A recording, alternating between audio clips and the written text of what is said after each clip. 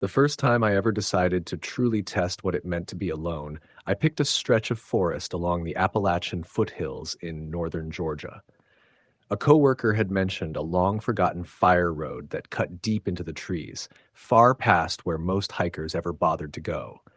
He said you could walk for hours and never hear another human voice. At the time, I thought it sounded perfect, quiet, remote, the kind of place where a person could untangle their thoughts. I didn't go out there for adventure. I went because I needed to get away from people for a few days. My father had died that summer, and the condolences, the questions, the advice from well-meaning friends had started to suffocate me. I wanted stillness. I wanted the kind of silence you can only find under a canopy of trees. I packed light, just a tent, a sleeping bag, a small stove, a knife, and 3 days' worth of food.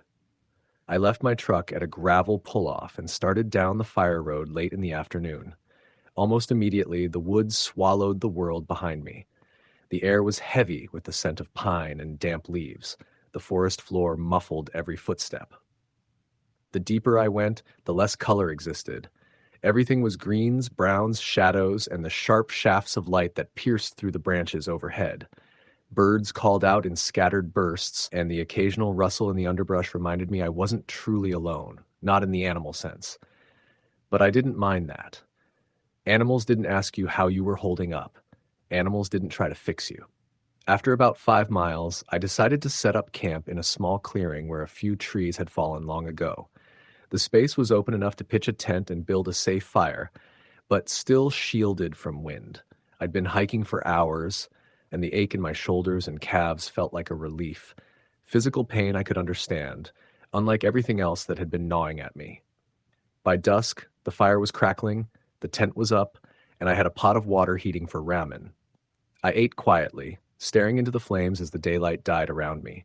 The forest settled into its nighttime rhythm. Crickets, frogs, the pops and creaks of cooling wood. It felt peaceful, almost sacred. I slept better than I had in weeks. When I woke, something felt different. The woods were too quiet. No birdsong, no insects. Just a wide, heavy silence that pressed into my ears and made the hairs on my neck rise. Morning light filtered weakly through the branches, giving everything a bluish tint. A chill hung in the air. I stepped out of my tent, rubbing my arms. That's when I noticed the footprints. They circled my campsite in a wide arc. Not animal tracks, human ones, bare feet. The prints weren't detailed enough to show toes, but the shape was unmistakable. Larger than mine. Deep, too, like whoever made them weighed significantly more than I did. I told myself someone must have wandered through in the night. A hiker. Maybe a lost camper. That's all. But it didn't make sense. I hadn't heard anything, and who hikes barefoot through dense forest in the dark? The prints weren't fresh. They were from last night, sometime while I slept. That realization settled in my chest like a stone. I packed up quickly, telling myself I'd move deeper along the old fire road to put some distance between me and whoever had been out there. I didn't want to cut the trip short. Not yet. I was spooked, yes, but I'd come out there for a reason. And I wasn't going to let a set of strange footprints send me running back to civilization. I hiked for hours.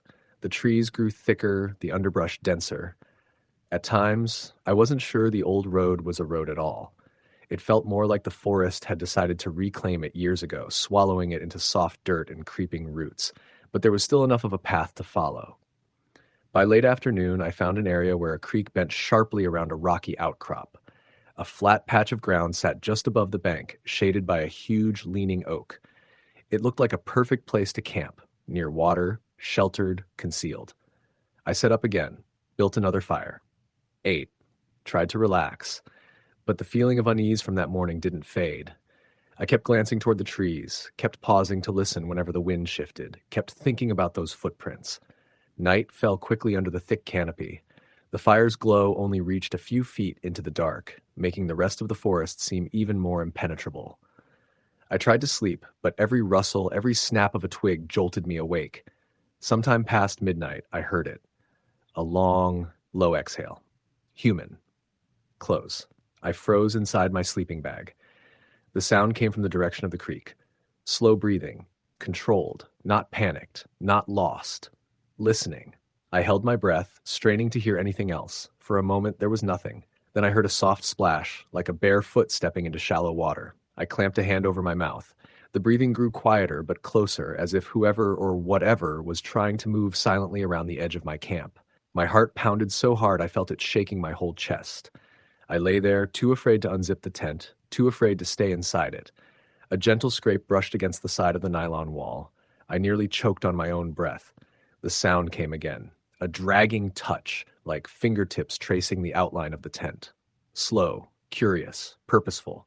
Then it stopped. I didn't sleep the rest of the night. I didn't move. For hours I sat upright in my sleeping bag, the knife clutched so tight my fingers went numb. At dawn, when the sky finally lightened, I mustered the courage to emerge. The creek was muddy along the edges, soft enough to record tracks. They were everywhere. Bare footprints, circling my campsite again. Some were pointed directly toward my tent, only a few feet away from where I'd slept. Some faced the trees, as if the person had stood watching. And some led off into the woods, but not down the road, not away from me. Parallel to my path, like something had been pacing me while I hiked. I didn't pack slowly this time. I threw everything into my bag and started following the fire road back the way I had come. The sun was bright, the air crisp, and yet my skin prickled like I was being watched. Every few minutes I looked over my shoulder. The trees seemed to close in tighter around me. At one point, maybe an hour into my hike, I noticed something on the left side of the trail. A tree. Its bark had been peeled away in a long vertical strip.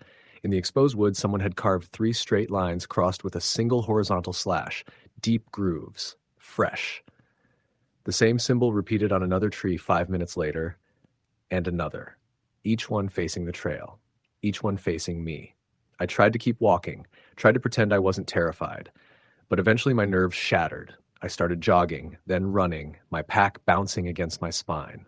I didn't care about twisting an ankle or dropping half my gear. I just needed to get out of those woods. When I finally reached the spot where I'd left my truck, it felt like salvation. But as soon as I saw the vehicle, the relief curdled into dread. The driver's side door was open, not wide, just slightly ajar. I had locked it. I remembered locking it.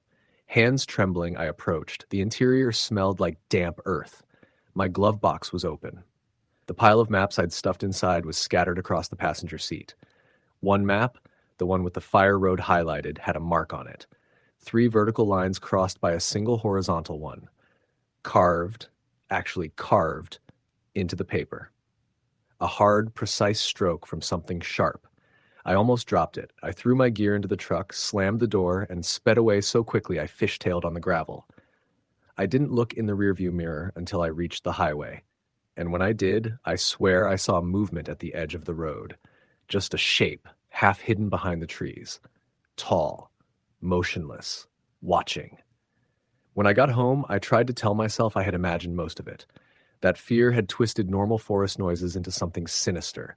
That the footprints belonged to some survivalist or hermit. That the breathing outside my tent was an animal. That the symbol on the map had been my own doing, maybe scratched accidentally by my knife. But 5 days later, when I went to throw out the wrappers and scraps from my trip, I found something in the bottom of my backpack. A wet footprint.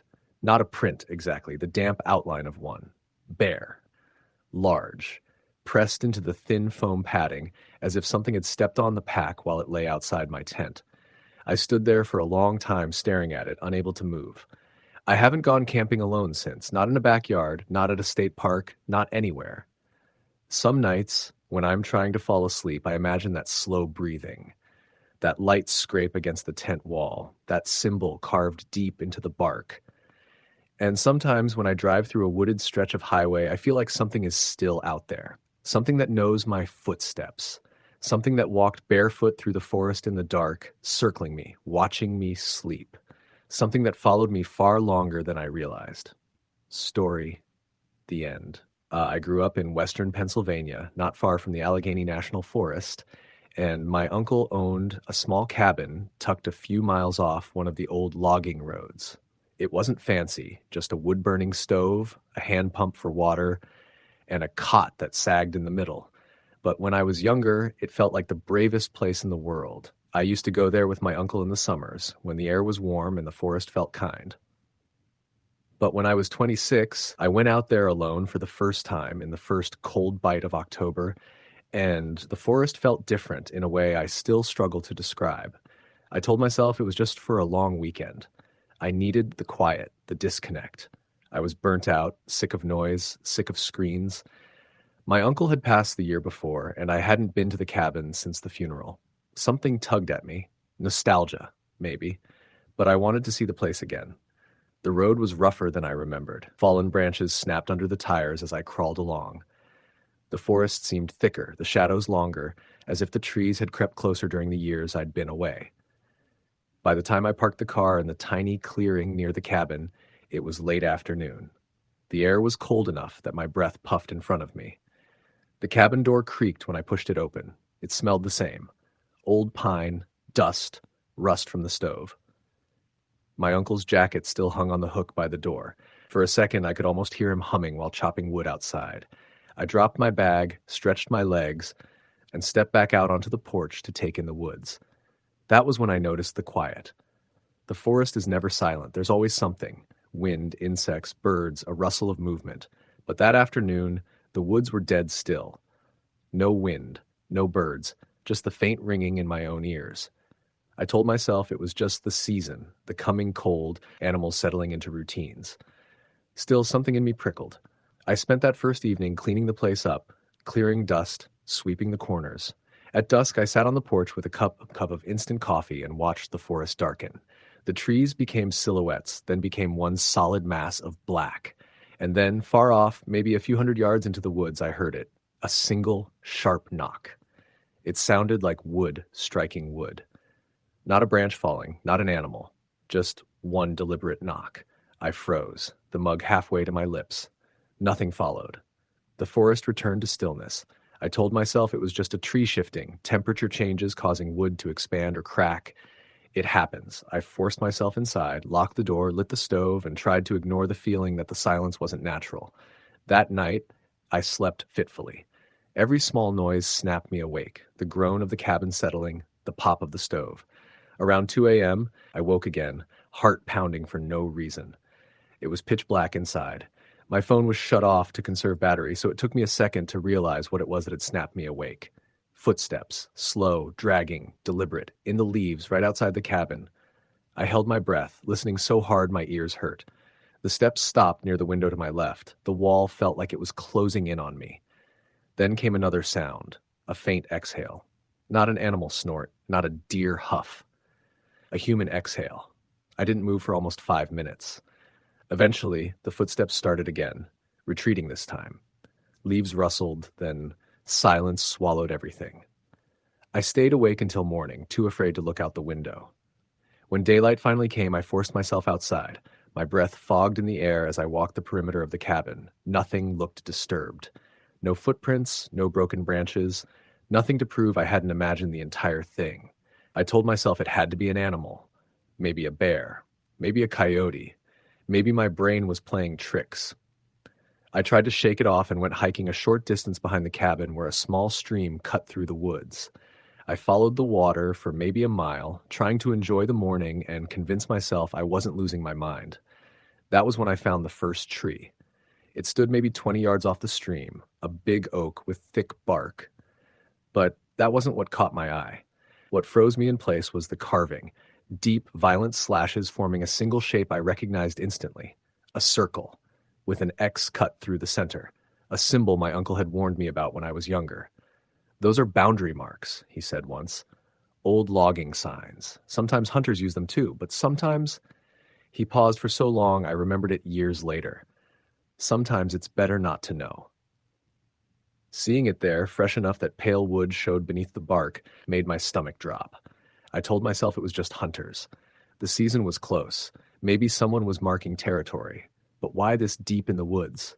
Why near my uncle's cabin? I walked back quickly, constantly checking over my shoulder. I chopped firewood for the stove just to have something to do. By late afternoon, the forest still felt wrong. Too quiet, too watchful. When dark came again, I sat in the cabin with the lantern lit, resisting the urge to keep every light on. The woods outside were black as oil. Around 11 p.m., I heard the knock again. Not far away this time, maybe 50 yards. One knock, a pause, another knock. Then silence. I was sweating, even though the cabin was cold. I grabbed the hatchet from near the stove and stood in the middle of the room listening. Every instinct told me not to look outside. Around midnight, the footsteps returned, slower this time, closer.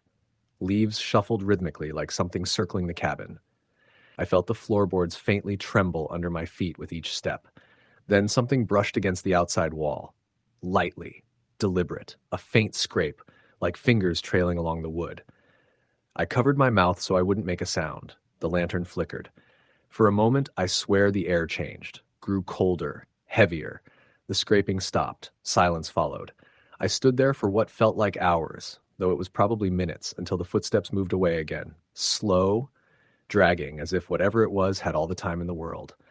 I didn't sleep at all. At sunrise, I knew I needed to leave. I packed my bag in minutes, grabbed only what I needed, and stepped outside. The cold morning air burned my lungs. I reached my car and stopped dead. On the trunk, carved into the metal, was the same symbol I'd seen on the tree. A circle, an X through it, fresh scratches, deep enough to see the silver beneath. My hands shook so badly I dropped my keys. I grabbed them again, forced myself into the car, locked the doors, and turned the ignition. When the engine roared to life, relief flooded through me so strong I almost cried. I reversed fast, tires spinning in the frost. But as I backed up, I caught one glimpse, just one, into the tree line across the clearing. A figure. Not a bear. Not a hunter. Tall. Too tall. Thin in a wrong way, like its limbs didn't bend correctly.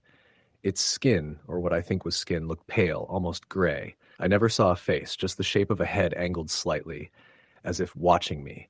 As if it had been watching me the whole time. I didn't wait for more. I tore down the logging road, branches scraping the sides, heart pounding so hard it felt like it would burst. The forest seemed to press in on me, darker than it should have been in daylight. I didn't stop, not even when I reached pavement miles later.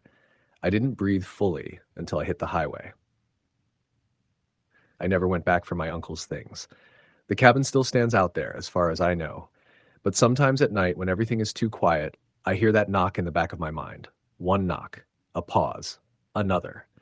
And in those moments, I remember the figure in the tree line, standing impossibly still, watching me leave. I know what I saw, and I know the woods hold things people pretend don't exist. Things that wait, things that watch, things that don't want you to be alone, but want you to feel alone. And sometimes I think about the carving on my car. I sold the vehicle a year later, but I swear the scratches never faded, no matter how much buffing was done. Sometimes I wonder if it marked me. Sometimes I wonder if I crossed a boundary I wasn't supposed to cross. And sometimes when I'm walking alone at night, I feel a heaviness behind me, a drag of steps, a breath that isn't mine. I've never looked back. I'm afraid I'll see something standing there. I'm more afraid I won't. Story the end. I was 24. The autumn, I decided to take my first solo camping trip.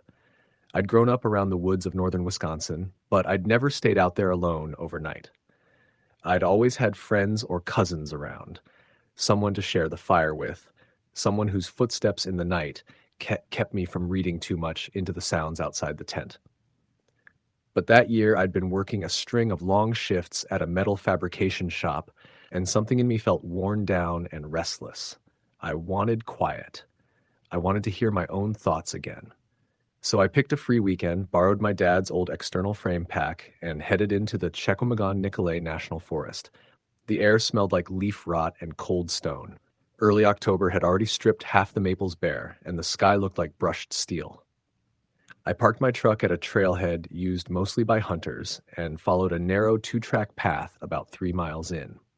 The place I chose to camp wasn't an official site, just a slightly raised patch of ground between a stand of pines and a creek bed.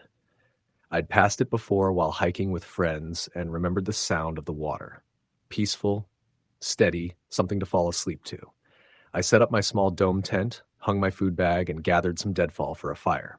I remember thinking how different the woods felt when you knew, deep down, you'd be the only human voice for miles.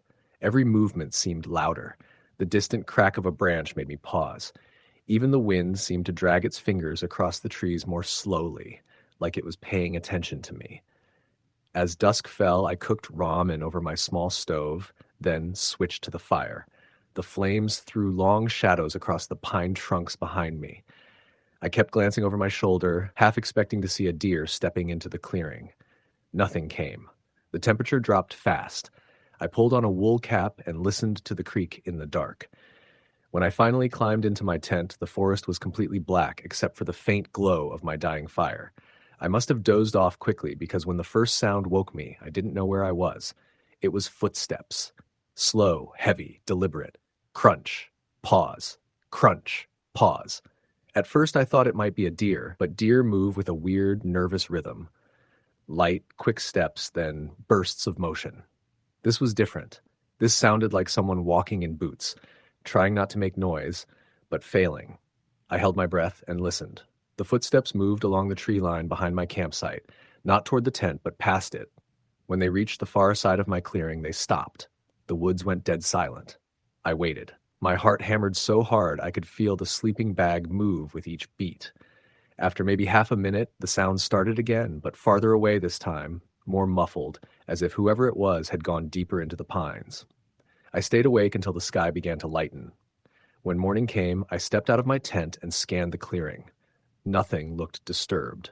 No footprints in the soft pine duff, no broken branches, no sign anyone had passed through. I tried to laugh it off, maybe a large buck, maybe my brain playing tricks on me. But the air still felt wrong, like something had been watching. I spent the morning hiking further along the creek, trying to shake off the unease.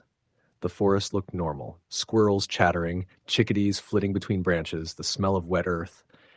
By noon, I convinced myself the night had gotten into my head. I got back to camp around 3 and started to gather more firewood for the evening.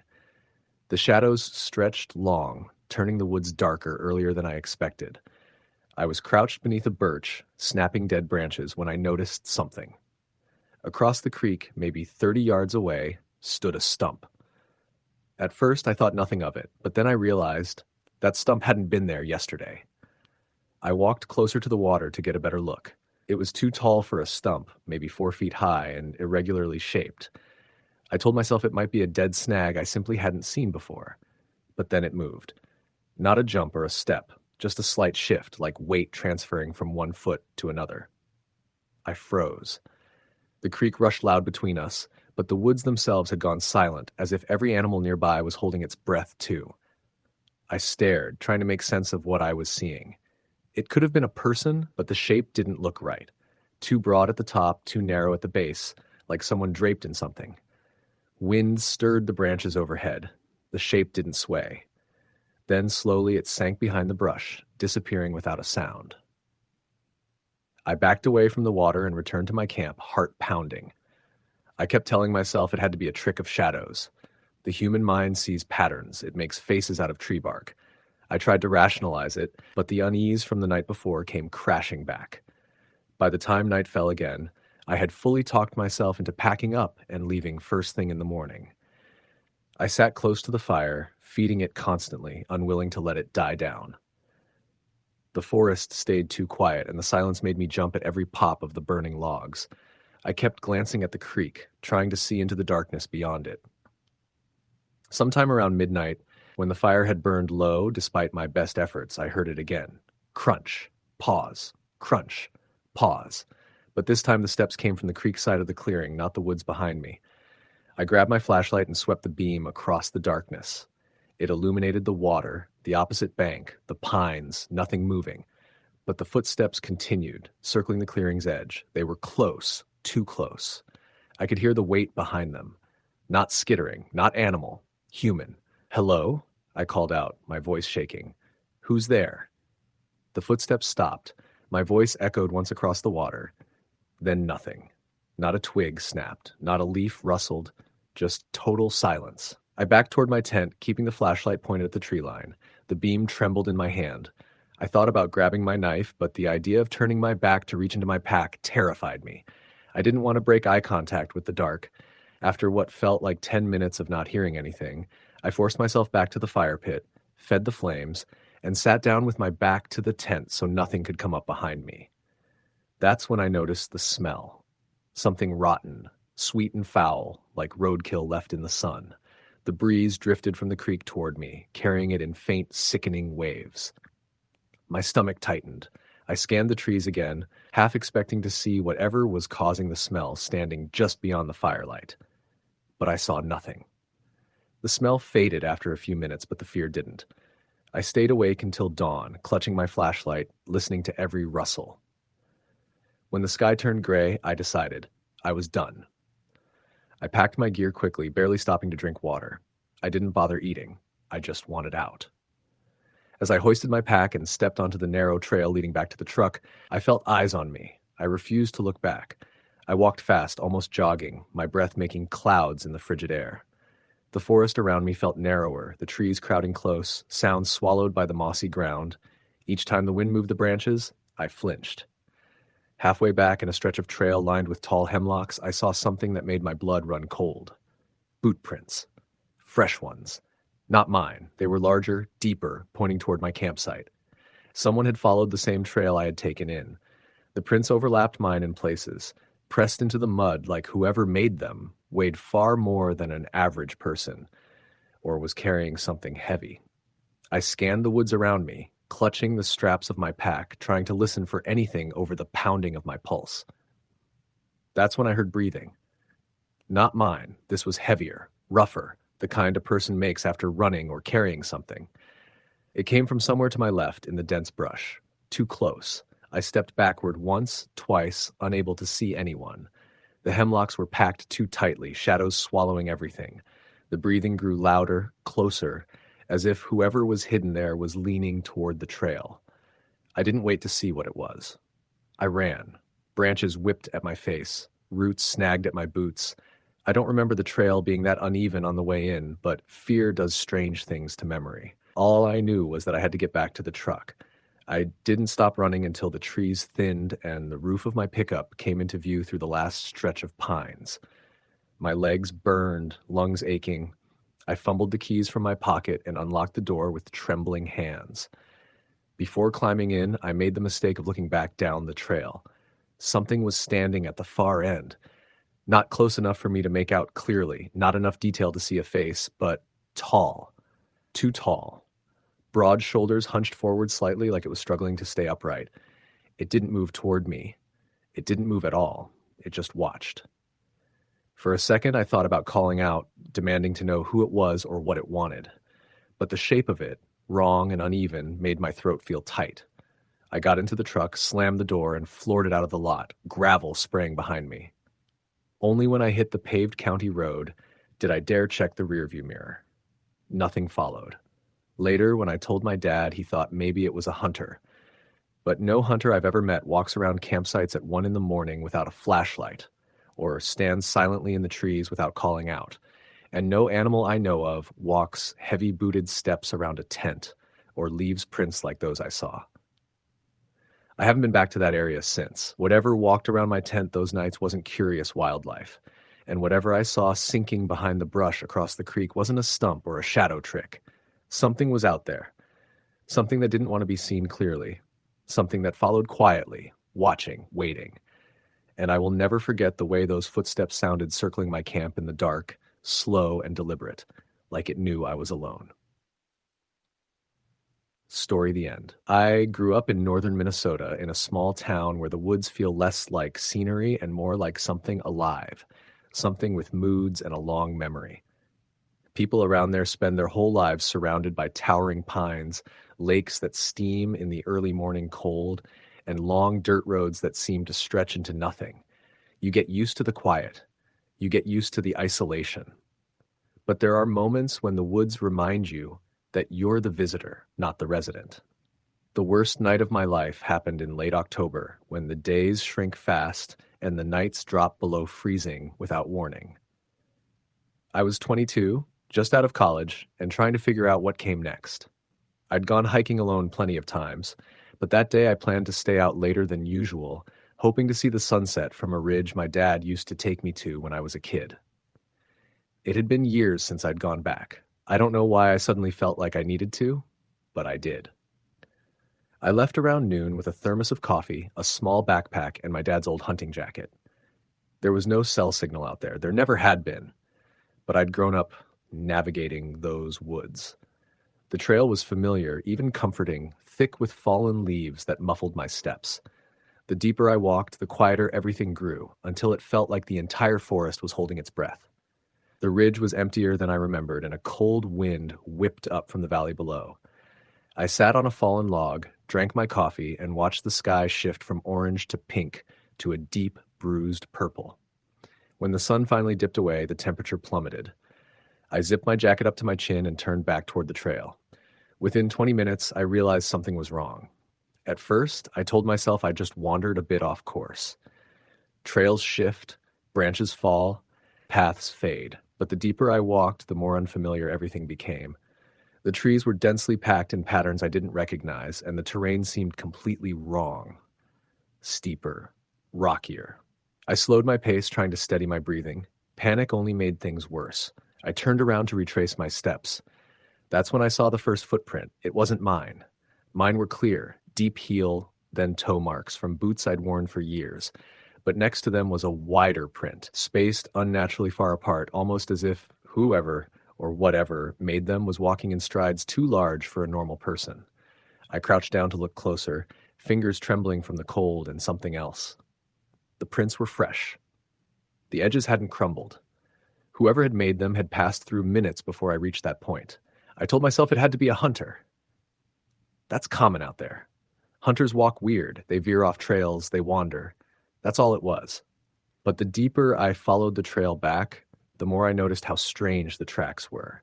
The spacing was inconsistent, sometimes far apart, sometimes close, as if the walker changed speed erratically. And some prints were angled slightly inward, like the feet weren't aligned.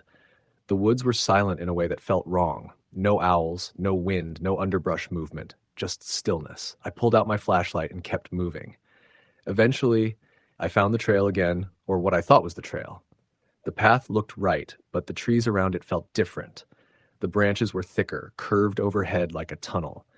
The moonlight barely reached the forest floor. I told myself I just didn't remember the trail looking so dark. I'd walked for maybe another half hour when I heard it. A single branch snapping behind me, not a small twig, a solid, deliberate snap. I froze, my breath fogged in front of me in a pale white cloud. Slowly, I turned my head. My flashlight beam cut through the trees and landed on nothing but darkness. Then I heard another snap. Closer. I called out, "Hello? Anyone out here?" My voice sounded too loud, bouncing back at me in awful, hollow echoes. No answer. I took a step backward, then another.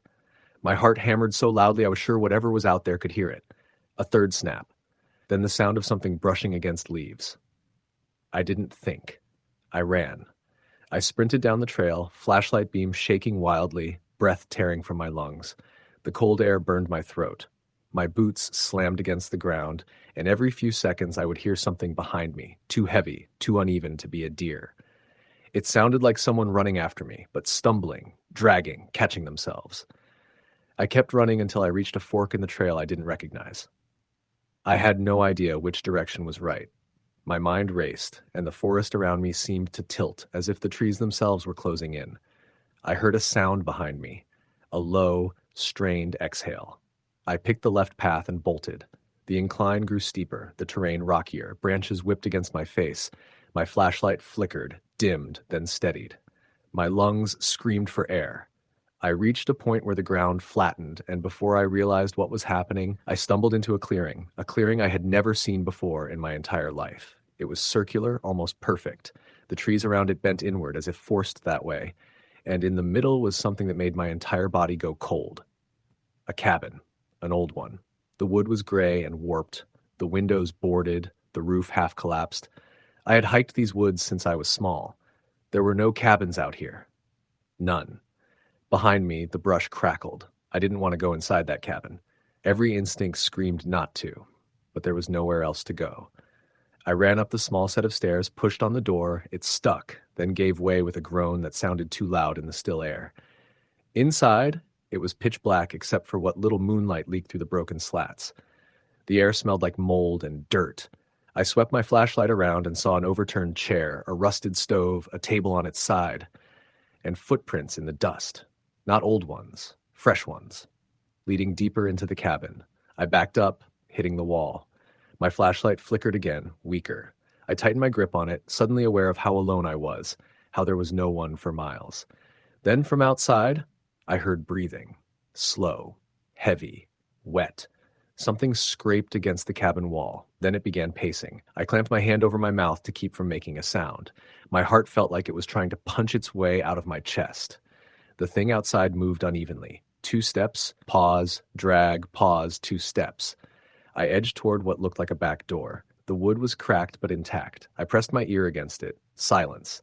Then, another exhale, right on the other side. I stumbled back, kicking something.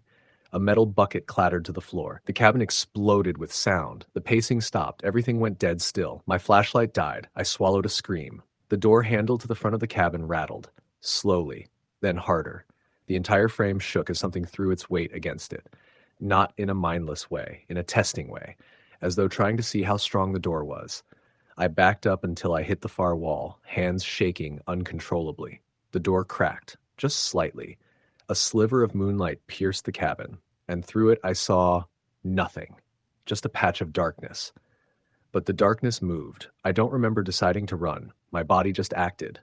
I sprinted toward the back of the cabin, slammed my shoulder against the door, and burst outside into the freezing air. Behind me, the front door shattered. I didn't look back. I don't know how long I ran.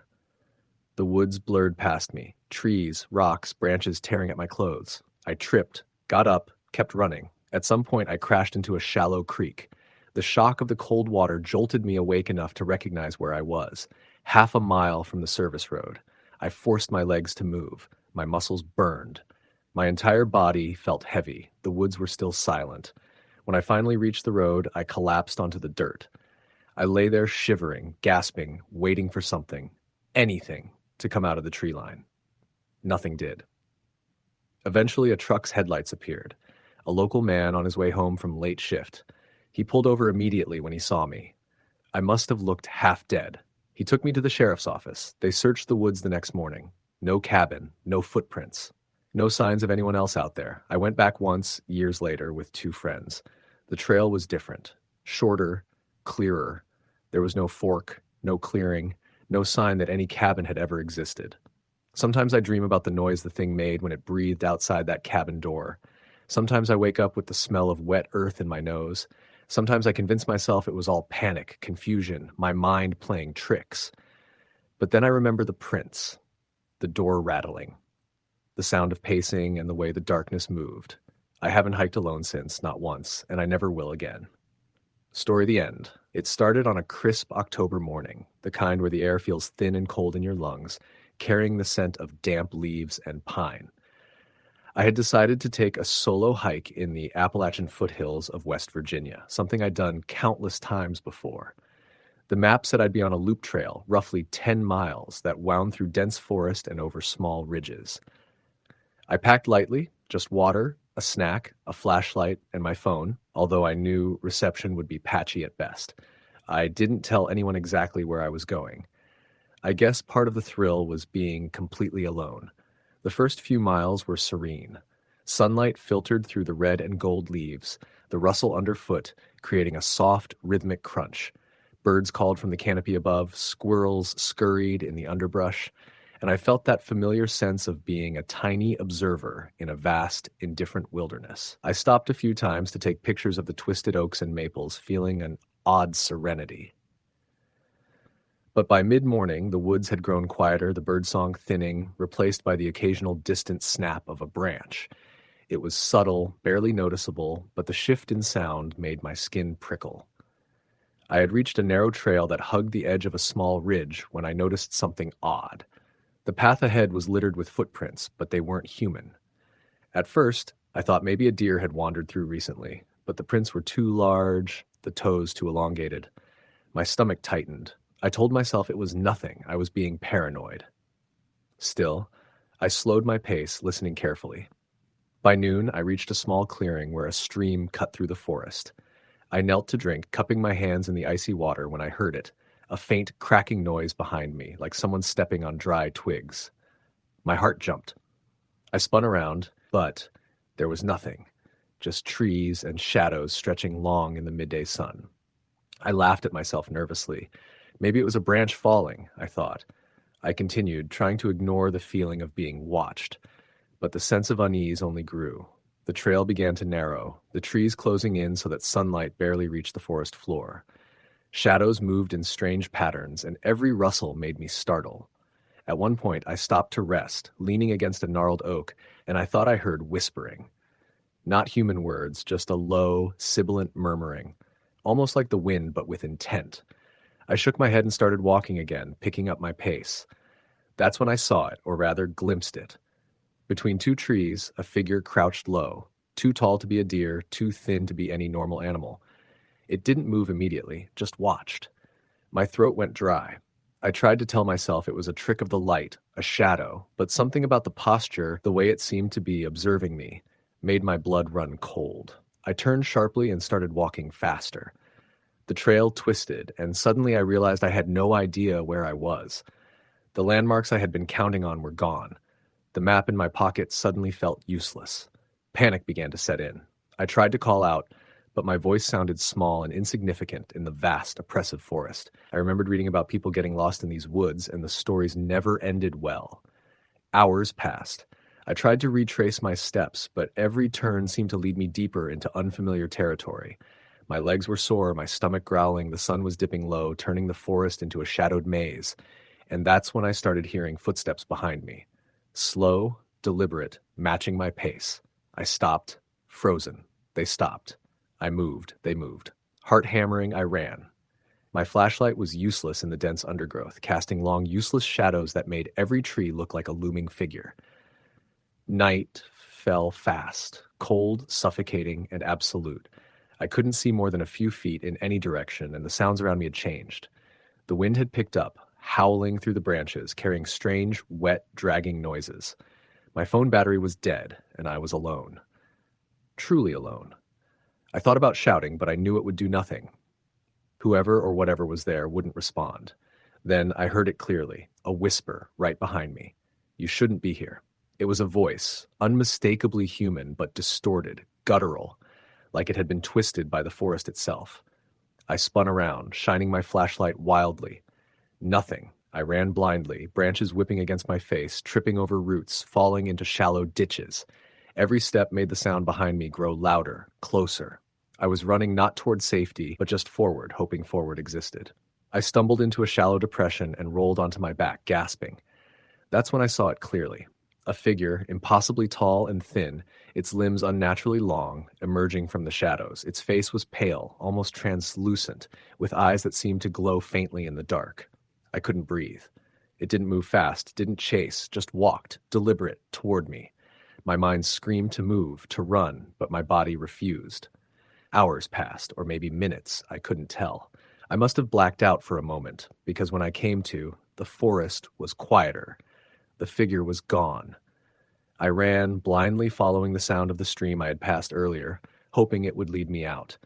My clothes were torn, my hands scratched, and I felt as though I had aged decades in those few hours. By some miracle, or maybe just luck, I stumbled out onto a logging road. My relief was immediate, but tempered by exhaustion. A truck drove by and I flagged it down, collapsing into the passenger seat. I didn't stop talking for miles, explaining in a rush, my words tumbling over each other. The driver looked at me with concern and disbelief. I didn't care. I was out. The police came, of course. They searched, found nothing. No footprints, no signs of anyone else being on the trail, just my tracks, my torn clothing, and my terrified presence. They suggested hallucinations, stress, fatigue. Maybe they were right. But I know what I saw. I know the sounds I heard. And most nights, I wake up in a cold sweat, thinking about those eyes that whisper and the figure watching, waiting in the woods I once loved. I've never gone back. I don't hike alone anymore. Even the thought of those woods makes my stomach knot. Sometimes when I'm lying awake, I can still hear the faintest snap of a twig, and I swear I feel it behind me, following, patient, knowing I remember. The isolation of being alone in those woods isn't just about being lost. It's about knowing that something unseen, something utterly inhuman, might be watching, waiting, and that escape is never guaranteed. The thing that haunts me most is that I didn't even see it moving fast, didn't see it attack. And yet the terror I felt in that darkness, the complete suffocating sense of being prey, was so real, so visceral, that it changed me forever. The forest, once a place of peace and solitude, became a place of fear, a place where unseen eyes measure your heartbeat and your courage, and where being alone is the most dangerous thing imaginable. Years later, I still dream about it. The figure standing just beyond the reach of light, the whisper of a voice that seems to echo from the very soil, and the suffocating silence that follows. I've learned to never underestimate the woods, to never go unprepared, and most importantly, to never ever be alone. Because once you are, you realize that some stories aren't just scary, they're true. Story the end. The air was unusually still that morning when I parked my old Jeep at the edge of the forest. I had been hiking these woods since I was a kid, but today I wanted to do something different. A solo overnight hike deep into the unmarked trails. I loaded my pack with essentials, a small tent, sleeping bag, some canned food, water, and my trusty flashlight. The sun was climbing, and the crisp smell of pine and damp earth filled my lungs. Everything felt familiar, safe. At least, it did at first. I started along a path I hadn't taken in years, a narrow trail barely visible beneath fallen leaves.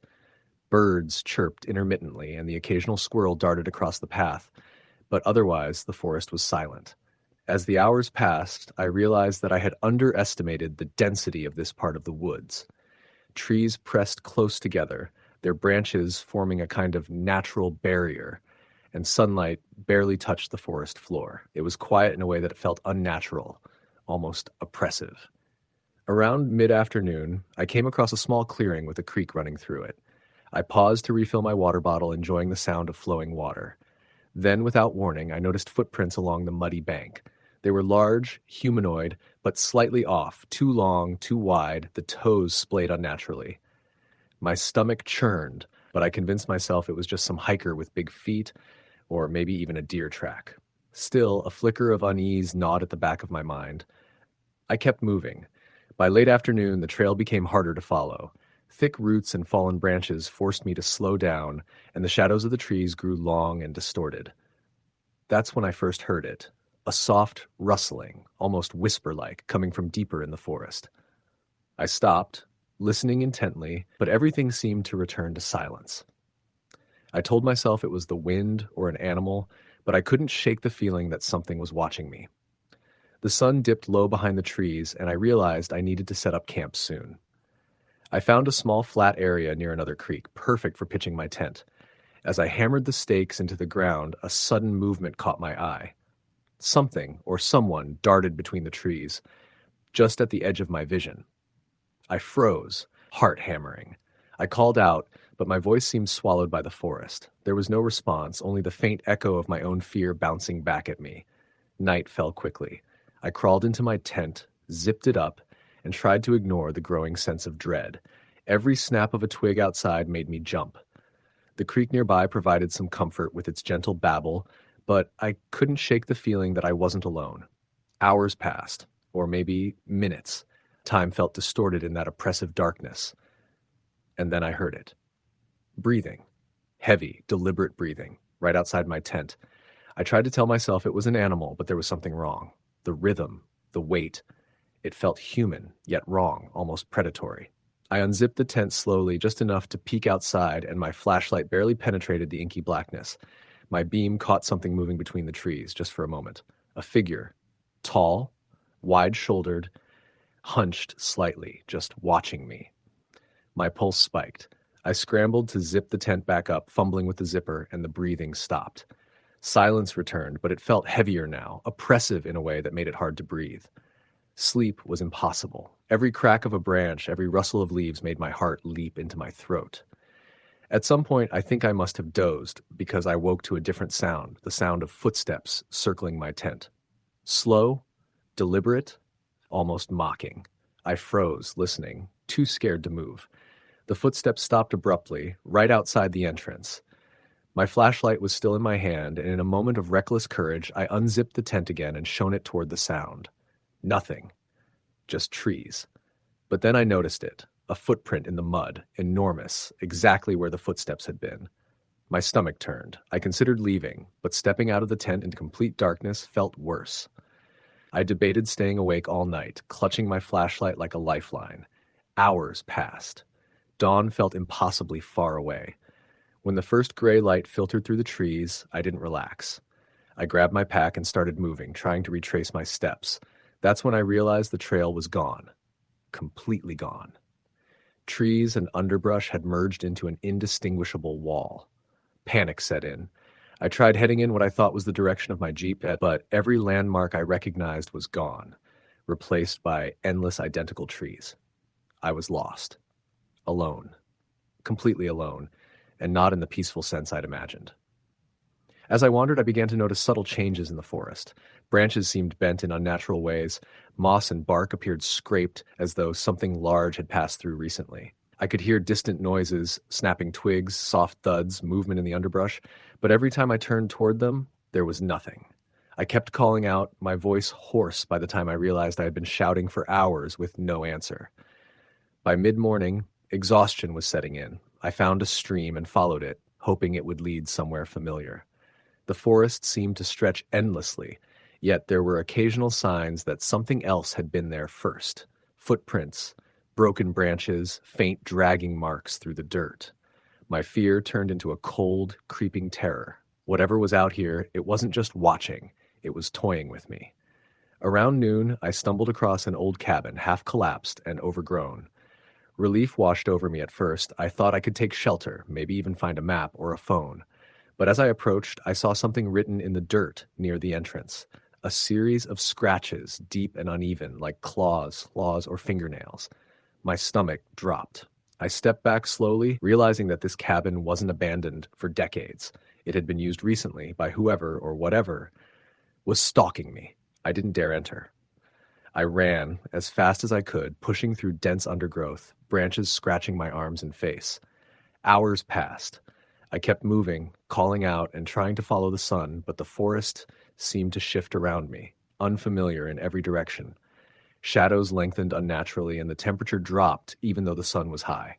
I kept hearing that breathing, faint but persistent, following me no matter where I went. I had no food, almost no water, and the fear was gnawing at my mind, making every decision feel wrong. Then, late in the afternoon, I heard something else, a low, guttural growl coming from the trees to my left. I froze. My instincts screamed to run, but I had no idea which direction was safe. The growl was followed by rustling, snapping branches, the sound of something massive moving through the forest. My flashlight had died hours ago, leaving me in the dim twilight. I ran blindly, twisting and turning, tripping over roots, crashing into bushes. Behind me, I could hear it moving faster, following me. Not human, but intelligent, aware. Night came again. Exhausted, I found a shallow depression in the ground and curled up, too scared to light a fire, too exhausted to fight my fear. I could hear it circling, sniffing, scratching the ground, testing my resolve. I whispered prayers I didn't believe, trying to convince myself it was just my imagination. But then I saw it, just a glimpse, between the trees. Tall, shadowy, humanoid, with eyes reflecting the dim moonlight. I bolted upright, but it vanished. The forest swallowed it. I kept moving until I could barely walk. Somewhere around midnight, I stumbled onto a dirt road. My relief was immediate but short-lived. The forest loomed on both sides like a dark ocean. I ran down the road for what felt like miles, until finally headlights appeared in the distance. A passing truck. I waved frantically, screaming.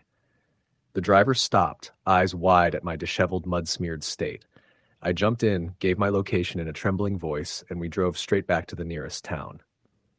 Authorities found my Jeep the next day, where I had left it, but the trail I had hiked was gone, overgrown and erased as if it had never existed. The rangers were sympathetic but skeptical, chalking up my story to fear, fatigue, or perhaps hallucinations. I don't know what followed me that night. I don't know if anyone else has seen it. But I know one thing. I will never go into those woods alone again. Something was out there, waiting, watching, and it wasn't human. Even now, months later, I can still hear that breathing in the back of my mind when I close my eyes, and I can feel those eyes on me when I walk through a quiet park. Some things don't stay in the forest. They follow you in ways you can't explain. And I'll never forget the terror of being completely, utterly alone, in the middle of nowhere, with something just beyond the trees, silently watching me. Story the end. The sun had barely started its climb over the ridgeline when I parked my truck at the edge of the forest. It was late October. The kind of morning where the frost clings to everything and the air smells sharp and metallic. I'd been planning this solo hike for months, 3 days deep into the Green Mountains of Vermont. Just me, my pack, and the wilderness. I told a friend I'd check in when I hit the first ranger station about halfway through the trail, but something in me didn't want to carry the phone too much. I needed this to feel real, raw, like stepping into a place that didn't care about schedules or Wi-Fi. The first few hours were uneventful. I followed the trail markers, breathing in the pine-scented air, my boots crunching over leaves and frozen needles. The sunlight streaming through the trees made everything look golden and alive. I found a small stream and paused to refill my water, listening to the gentle rush over stones. It felt peaceful, almost therapeutic. I'd done plenty of hikes before, but being entirely alone like this added a tension I couldn't shake off entirely. Even then, it was exhilarating. By mid-afternoon, I reached a fork in the trail. I double-checked the map and compass, making the turn toward what should have been a well-traveled section of the trail. But as I walked, the forest grew denser. The sun was lower now, and the shadows stretched long and strange across the trail. I tried to push the unease aside, telling myself it was just the isolation messing with my mind. That's when I noticed something odd. The trail seemed altered. The footprints on the dirt looked fresh, but didn't match human boots. They were wider, irregular, almost like they belonged to some kind of animal. My stomach tightened. I quickened my pace, telling myself I was being paranoid. Around 4 p.m., I crossed the small clearing. That's when I heard it. A low, guttural growl coming from somewhere in the trees. I froze. The sound wasn't close enough to see, but it wasn't distant either. My heart started pounding. I called out, "Hello? Anyone there?" No answer. Just the wind whispering through the branches and the occasional rustle of leaves. I told myself it was a bear. Bears were common here. I had bear spray in my pack, just in case, and I clutched it tightly. I moved cautiously, trying to stay on the trail. Every few steps I heard it again. Soft at first, then louder, like something was following me. My imagination ran wild. Maybe it was a coyote, maybe a bear, maybe something else entirely. The trail twisted unexpectedly, and the trees seemed to close in around me. The shadows were stretching unnaturally, and the light from the fading sun barely reached the ground.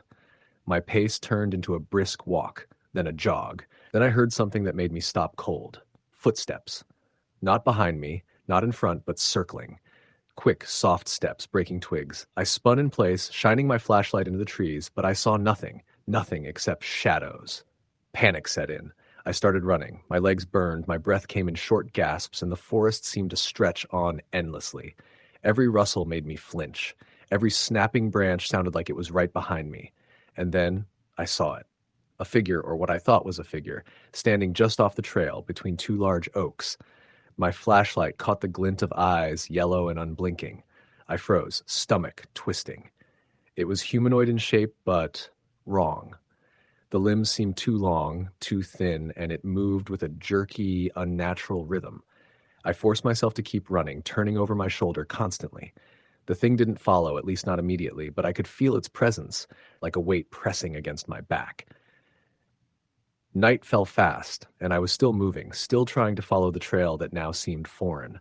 The forest swallowed the sound of my breathing and my frantic footfalls. I tried to calm myself, telling myself I'd just seen a deer, or maybe my mind was playing tricks, but the unease lingered, crawling over my skin like ice. I stumbled over roots and rocks, twisting my ankle but barely noticing. My focus was entirely on getting out, getting to somewhere safe. Somewhere familiar. Around 9 p.m., I found a small hollow near a cluster of pine trees. I collapsed into it, trembling, trying to catch my breath. My mind was racing. I knew I couldn't stay out here all night without some kind of shelter. I started gathering sticks and leaves, building a rough sleeping spot, convincing myself I'd be fine until morning. I shined my flashlight into the woods around me repeatedly, half expecting to see those glowing eyes again. The forest was silent, unnervingly so. No wind, no animals, just the quiet that feels alive in its own way. Then I heard the sound that made me think I might not survive the night. A slow, deliberate snapping of a branch, close. Not accidental, not like an animal moving naturally, but precise, intentional. I froze, my breath stuck in my throat. My flashlight beam caught something moving in the trees, a shadow that didn't behave like a normal animal. It was pacing, circling me, studying me. I whispered prayers I hadn't even realized I knew. I gripped the bear spray like a lifeline. My mind screamed at me to stay silent, to make no sudden movement, to just be invisible. Hours passed, or maybe minutes. I lost all sense of time. I stayed as still as I could, barely daring to breathe, listening. The footsteps continued intermittently, always just beyond my small circle of light. At one point, I thought I saw it move closer, and I instinctively froze so hard I thought I'd turn into stone. Then, as abruptly as it had started, it stopped. The forest was quiet again, and I could almost convince myself it had been my imagination. But deep down, I knew it hadn't. Whatever had been watching me was still out there. By dawn, I was too exhausted to stay in one place. I dragged myself along the trail, limping from my twisted ankle, constantly checking over my shoulder. The light of morning didn't make the forest friendly. It just made everything visible in a stark, unforgiving way. I finally stumbled onto a logging road, and relief hit me like a wave. I didn't stop until I reached a ranger station an hour later, where I collapsed, exhausted and shaking.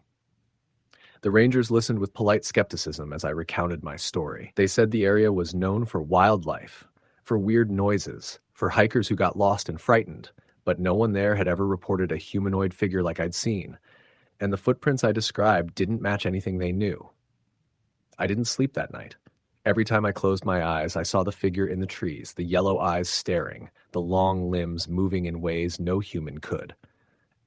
I kept thinking about how close I had come to being completely alone with something I didn't understand, something that didn't belong to this world, or maybe something that had always belonged there. Watching. Months later, I returned to the same area with friends, trying to retrace steps in daylight. The trail seemed normal, the footprints gone, and the forest peaceful. But I never forgot that first hike, the sound of footsteps circling me, the snap of deliberate branches, the feeling of being hunted by something patient and intelligent. I never returned alone, and I never hiked without making sure someone knew exactly where I was. That forest had shown me a side of isolation I'll never forget, how terrifying it can be when you're completely alone, and how some things in the woods are best left unseen. Story the end. I grew up in northern Michigan, and by the time I was 23, I thought I understood those forests better than most people twice my age. I hunted there, camped there, and even spent nights alone just to clear my head. So, when I decided to take a weekend backpacking trip along a stretch of state forest I'd never tried before, I didn't think it would be anything more than quiet hours, cold air, and tall pines whispering in the wind. I left my truck on a Friday afternoon at a small dirt pull-off that barely counted as a parking spot. The trail wasn't an official one, just an old logging road that locals had turned into an unofficial path. The sky was a bland sheet of gray, the air so still it felt thick. I hiked for almost 2 hours before I found a campsite near a shallow creek. Nothing unusual, nothing uneasy, just the woods the way I'd always known them. It wasn't until after sundown that the feeling changed. I had just finished my dinner, freeze-dried chili and a protein bar, when I heard something moving around in the trees behind me. Not twigs snapping, not the soft brush of an animal nosing through ferns. This sounded deliberate, like someone stepping slowly, testing each footfall. I turned off my camp lantern, letting my eyes adjust to the dim blue of the rising moon.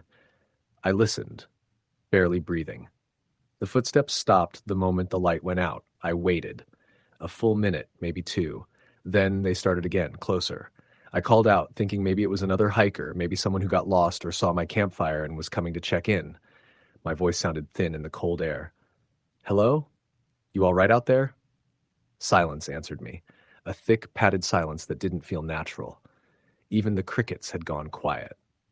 I swallowed hard and reached for my knife, not because I planned to use it, but because holding it made me feel less exposed. "I don't want any trouble," I said. "Just let me know who you are." More silence. Eventually, the footsteps retreated. They didn't fade like an animal wandering away. They withdrew, steady and controlled, until I couldn't hear them at all. I stayed awake for hours, watching the dark tree line, but nothing else happened. When exhaustion finally hit, I zipped my bag up to my chin and fell into a shallow, uneasy sleep. The next morning, I tried to convince myself I'd imagined it. Maybe a deer had wandered close, and my head played tricks on me. But when I walked behind my tent to relieve myself, I saw impressions in the dirt. Human shoe prints. Not boots, like the kind hikers wear. These looked like old, worn sneakers. The treads were almost smooth.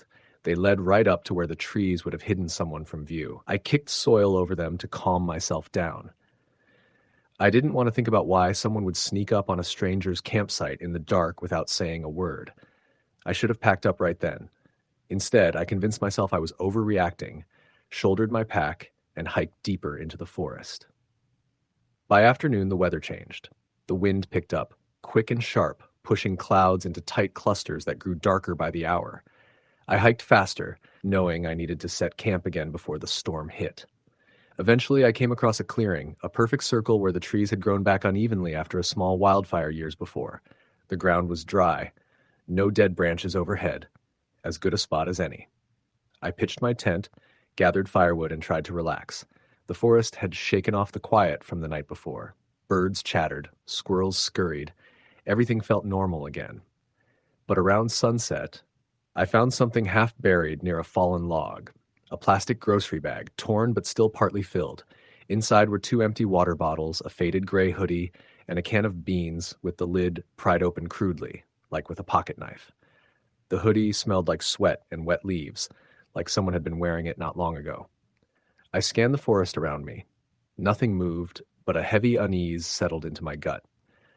That bag hadn't been there long. The rain would have shredded it more if it had. Night fell quick. The storm held off, but the wind kept rising, making the branches knock together overhead. I built a small fire just for comfort, though I knew it'd make me more visible. I was sitting beside the flames when I heard it again. Footsteps. Not from the same direction as the night before.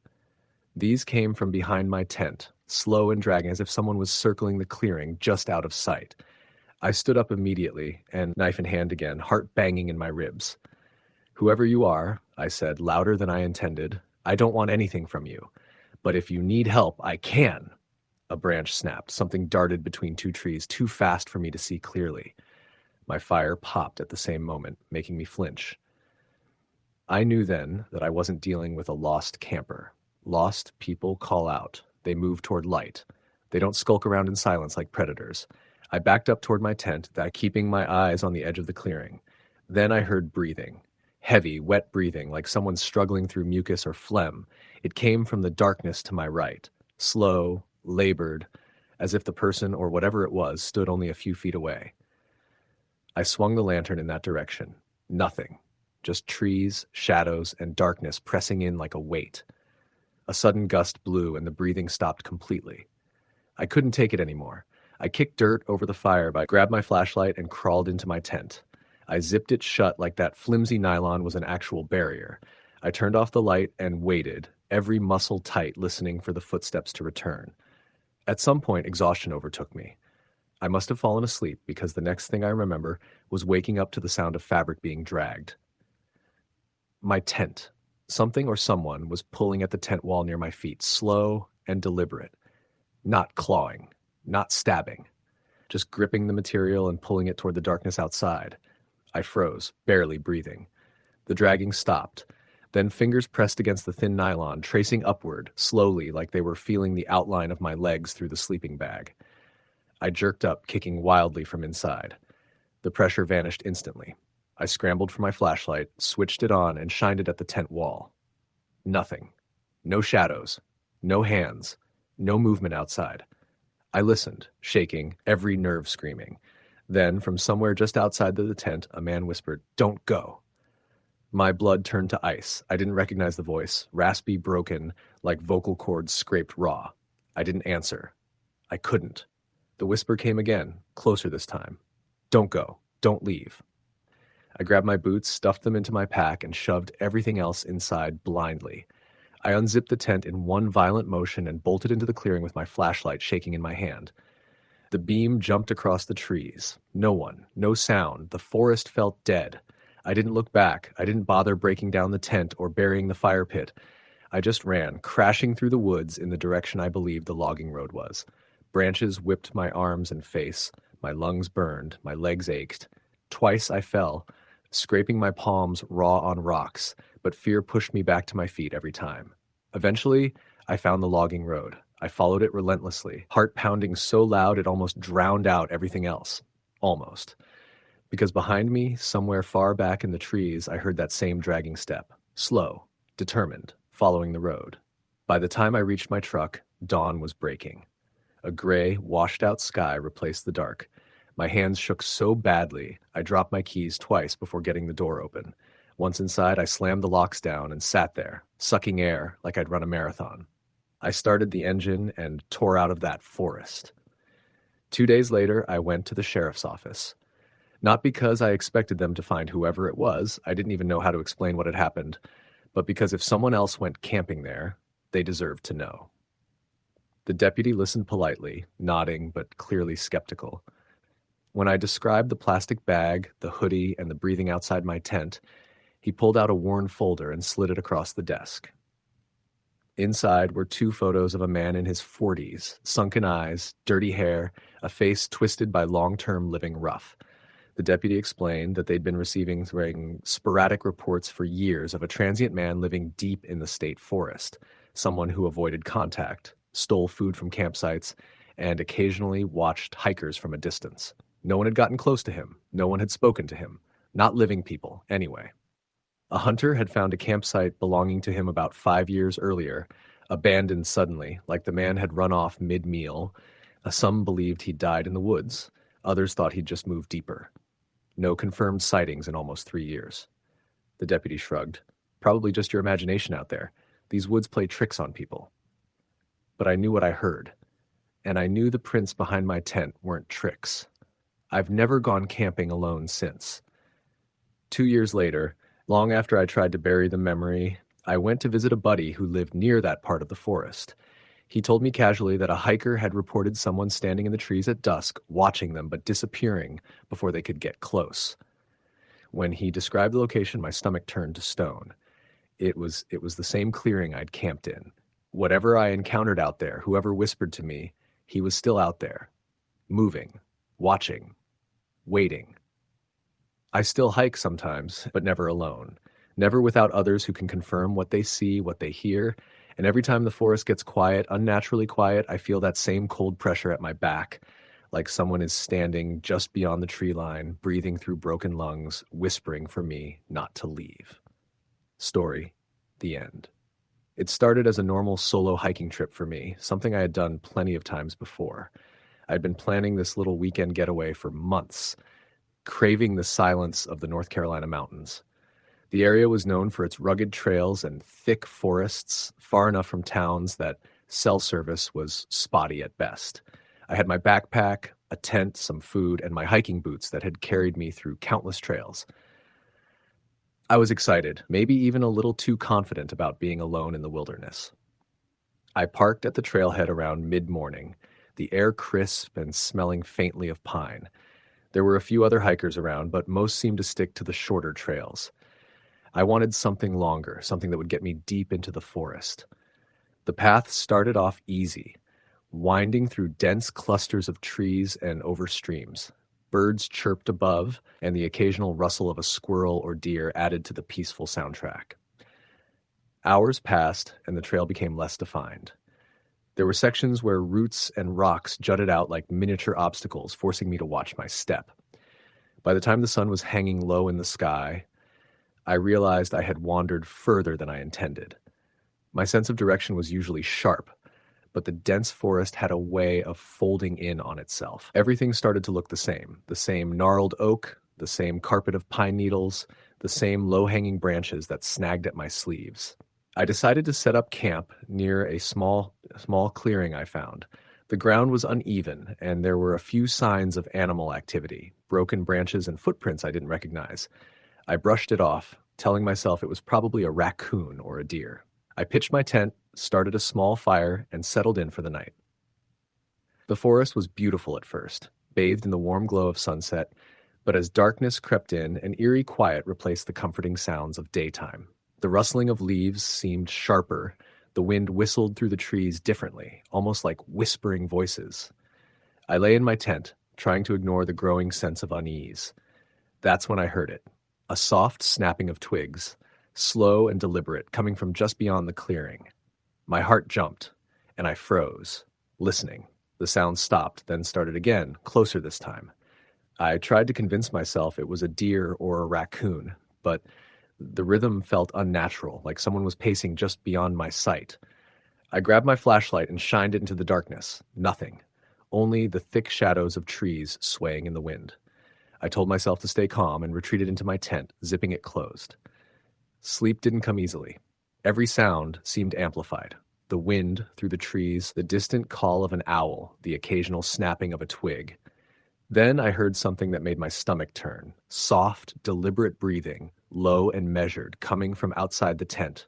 Not an animal, not the wind. Something or someone was out there. I held my breath, straining to listen. The breathing stopped, then I heard a voice, barely above a whisper. "Hey," it called, soft but deliberate. I froze. I wasn't expecting anyone. No other hikers were around, and the trailhead was miles back. I considered calling out, but something in the tone made me hesitate.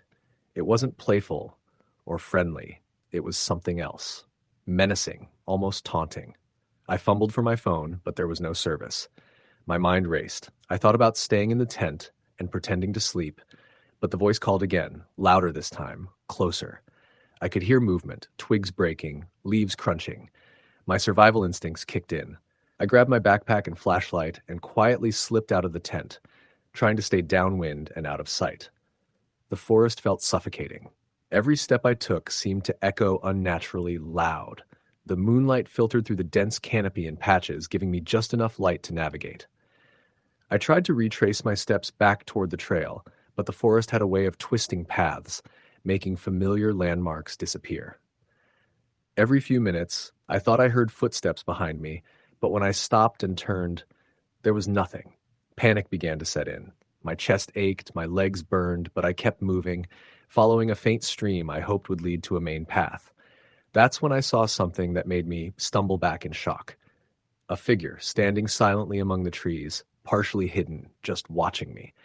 I couldn't make out features, just the outline of a person, tall and still. My first thought was to run, but I forced myself to stay calm, remembering every horror story I had ever read about hikers disappearing.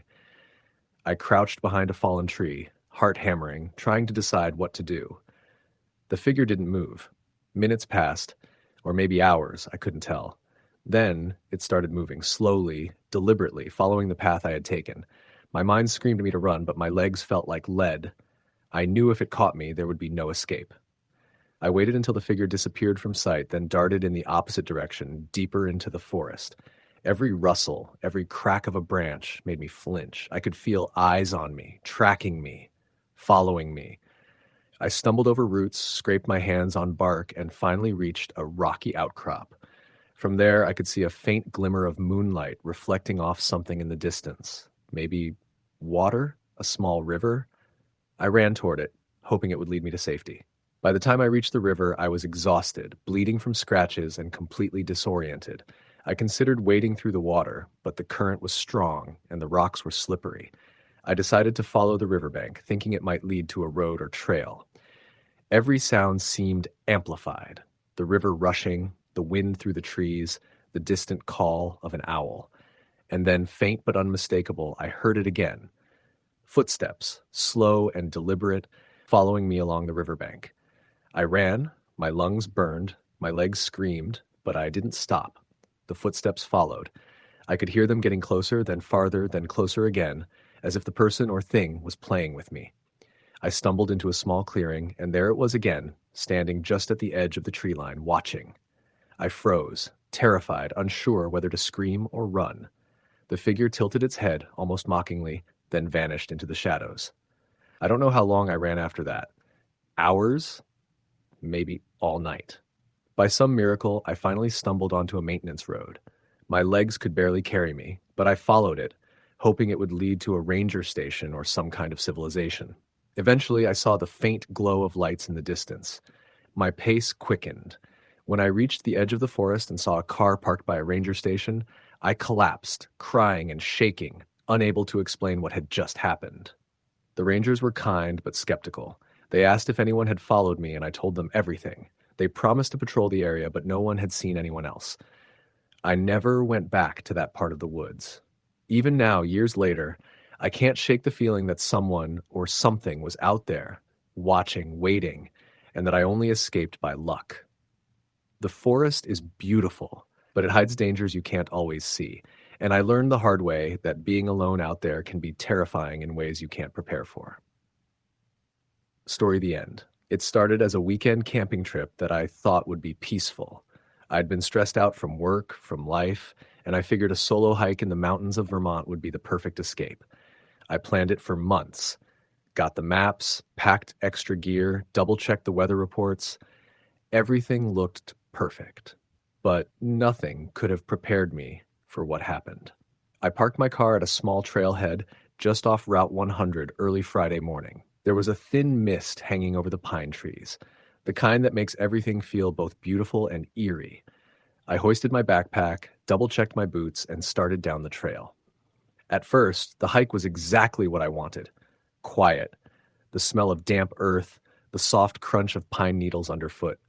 Birds called in the distance, and I felt the tension leave my shoulders with every step. By mid-afternoon, I reached a small clearing I planned to camp at. I set up my tent near a creek, the water moving swiftly but quietly, soothing like white noise. I started a small fire, boiled water, and settled in to read a bit from my journal. Everything felt fine until the sun started dipping behind the trees. That's when I noticed it, the sound of footsteps. Not on the trail, but in the woods behind my camp. Slow, deliberate, crunching on the underbrush. I froze, telling myself it was probably a deer, maybe a raccoon. But then it stopped, and the silence that followed was heavier than any sound. I tried to shake it off, thinking my imagination was playing tricks on me.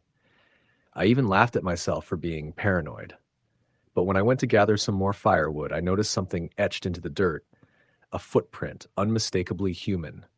It was big, booted, and led from the tree line directly to the edge of my campsite. My stomach dropped. I had been completely alone here, miles from the nearest road. I went back to the tent, zipped it up, and tried to convince myself I'd imagined the sound.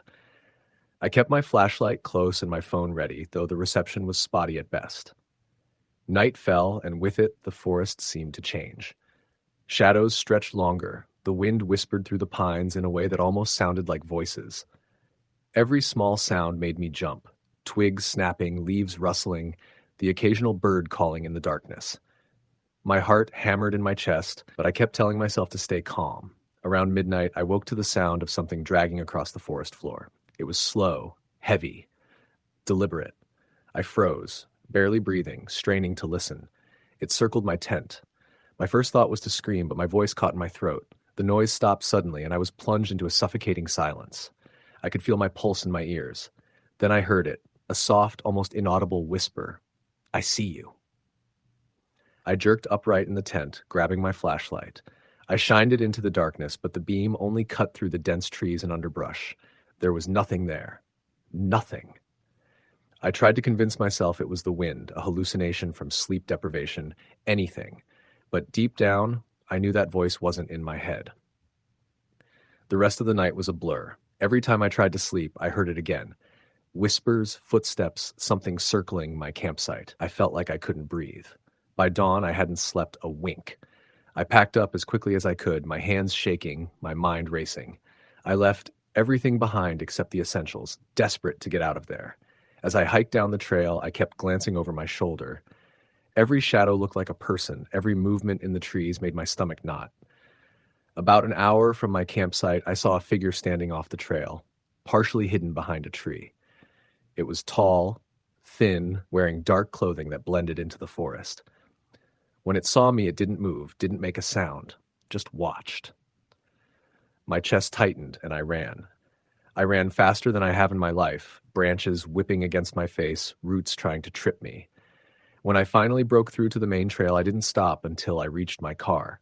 I drove for hours, hands gripping the steering wheel, checking the rearview mirror over and over. I didn't see anyone, didn't hear anything, but I couldn't shake the feeling that I was being followed. For days afterward, I kept checking over my shoulder, convinced that shadowy figure would appear behind me. I later spoke to a ranger at the park, trying to rationalize what happened. He listened patiently, then said something that chilled me to the bone. "You weren't the first to report feeling watched out there," he said. "There are parts of this forest people don't talk about. Some say it's old logging camps, some say it's squatters, but everyone agrees something doesn't want you alone in there." I didn't go back. I've hiked plenty of places, but never alone, never in the woods of northern Vermont again. The thought of that place, the quiet, the footsteps, the whispering voice, still wakes me in the middle of the night. I sometimes wonder what would have happened if I hadn't packed up and left when I did. Even now, months later, I feel it when I'm outside after dark. A presence watching from the shadows. My friends tell me I'm overreacting, that it was probably just a hiker or some wildlife. But I know the difference. There's something in those woods that doesn't belong to this world. Something patient, something that waits for people to be alone. And I know I was lucky that night, lucky enough to get out. I still keep a small flashlight by my bed. I still check my surroundings when I step outside after dark. Every time I hear a twig snap, my heart jumps. I think about the figure, about the whispering voice, and I can still feel the cold weight of fear pressing down on me. What terrifies me most is knowing that I was completely unarmed, completely alone, and completely at the mercy of whatever was out there. And yet somehow it let me go. Some nights, when the wind is right, I swear I hear a faint whisper carried on the breeze, just at the edge of hearing. It's like a reminder, a warning. The woods are not for the unprepared, not for the solitary. I don't know if I would call it a human or a spirit or something else entirely. All I know is that whatever it was intelligent, patient, and very, very aware of me. I've learned never to underestimate the woods, never to assume I'm truly alone in a place that seems empty. Nature has its predators, but sometimes the predator is something you can't see, something that doesn't need to hunt to scare you. It waits, it watches, and if you're alone, it can make every second feel like an eternity. Even typing this out, I can feel the hair on the back of my neck standing up. I've gone hiking since, but I always make sure I'm not alone, always. And sometimes when the night is still and the wind moves just right, I swear I can hear it, the whisper that almost made me lose my mind that night in Vermont. A voice in the darkness, calm, patient, watching, reminding me that being alone in the woods is never truly safe. Story the end. The wind had been picking up all afternoon, whistling through the thick pines like a warning I didn't understand until it was too late. I had parked my old Jeep at the trailhead of the Ridgewood Forest Preserve, somewhere in rural Pennsylvania, eager for a solo overnight hike. I'd done plenty of solo hikes before, but something about this place felt different, more remote, more alive. The parking lot was empty except for one other car, and even the rustle of the trees seemed to hush itself as I stepped onto the trail. I started late in the afternoon, carrying a backpack stuffed with the essentials: water, a first aid kit, a flashlight, and a small tent. The sun was already dipping below the horizon by the time I reached the first clearing, a small meadow with wildflowers bowing in the wind. I paused for a moment to take it in, but a chill ran down my spine as I realized I could hear nothing. No birds, no insects, not even the faint rustle of squirrels in the trees. The forest felt suspended in a heavy, unnatural silence. I pressed on, convincing myself that it was just late afternoon and wildlife had settled down. By the time I found a good spot to pitch my tent near a small creek, the sky was a deep purple, and shadows stretched long and menacing across the forest floor. I set up quickly, my hands trembling slightly, not from cold, but from an inexplicable sense of unease. I told myself it was just the isolation. I had been alone before. I could handle it. Night fell fast. The first thing I noticed after crawling into my sleeping bag was how dark it was. The forest canopy swallowed the moonlight, and my flashlight only illuminated a narrow cone ahead of me. Every crack of a twig, every rustle of leaves sounded magnified, echoing in ways that made it impossible to tell where the sounds came from. I tried reading on my phone to distract myself, but after an hour, the battery died. That's when I first heard it. The soft, deliberate snapping of a branch, not like an animal, but like someone walking carefully, methodically. "Probably a deer," I muttered, but even as I said it, my rational mind was faltering. The snaps were rhythmic, too measured, too human. I froze, listening. The sound was coming closer, moving around the perimeter of my campsite. My heart was hammering so hard I was sure whoever, or whatever it was, could hear it. I grabbed my flashlight and shone it toward the trees, but the beam only illuminated shadows and the occasional white flash of birch bark. There was nothing there. I called out, "Hello? Is someone there?" My voice sounded weak and small in the immense darkness. No answer. Only the snapping continued. I tried to rationalize it, maybe a hiker lost in the woods, maybe a raccoon or a stray dog, but it didn't sound like an animal. I decided to stay put, convincing myself I had a shelter and could wait it out. I lay there for what felt like hours, listening as the snapping circled me. Occasionally, I would catch glimpses of movement beyond the reach of my flashlight, fleeting shadows that disappeared as soon as I focused on them. Then the whistling started. At first, I thought it was the wind, but it was too deliberate, too melodic, almost like someone mimicking the whistle of a bird. A shiver ran down my spine. I'd read about people who lost their minds in the woods, hearing things that weren't there. But this was real. My instincts screamed at me to leave, but I had no idea which direction was safe. The trailhead was miles back, and night had swallowed the markers. Panic began to settle in. I stuffed my flashlight into my pocket and grabbed a hiking pole, intending to defend myself if I needed to move. I made the decision to hike deeper into the woods, thinking maybe moving away from the noise would be safer than staying still. Every step I took was careful, deliberate, and the snapping followed me. It was frustratingly precise, always just out of sight, like someone was stalking me, keeping pace without ever revealing themselves. After what felt like hours of creeping through underbrush, I stumbled into a small clearing. Moonlight spilled across the ground, illuminating something that made my blood run cold. Footprints. Not animal tracks, human footprints. Barefoot, large, and smeared in mud. They were fresh. They led in my direction, then stopped abruptly at the edge of the clearing, as if whoever had made them had been watching me the entire time. My rational mind screamed at me to run, but I had no idea which way was safer. That's when I saw it. A figure. Far at the edge of the clearing, standing perfectly still between two trees. At first, I thought it was a trick of the light, but the figure didn't move, didn't sway with the wind. I froze. It wasn't human. The outline was vaguely human, but wrong. Too tall, too thin, unnaturally still. I wanted to scream, but my voice caught in my throat. It tilted its head, and I could swear it was smiling. I ran. Not cautiously, not carefully. I ran blindly, crashing through underbrush, tripping over roots, and hearing that snapping following me, faster now. My flashlight had fallen, and I stumbled in the dark, scraping my hands and knees. I didn't know where I was going, just that I needed to put distance between myself and whatever was out there. The forest seemed to twist and turn in impossible ways. Trails I thought I recognized led me in circles. The trees seemed denser, the shadows thicker. Every sound felt amplified. Branches snapping, leaves rustling, my own ragged breathing echoing in my ears. I finally stumbled into a small creek and collapsed, panting and soaked from the cold water.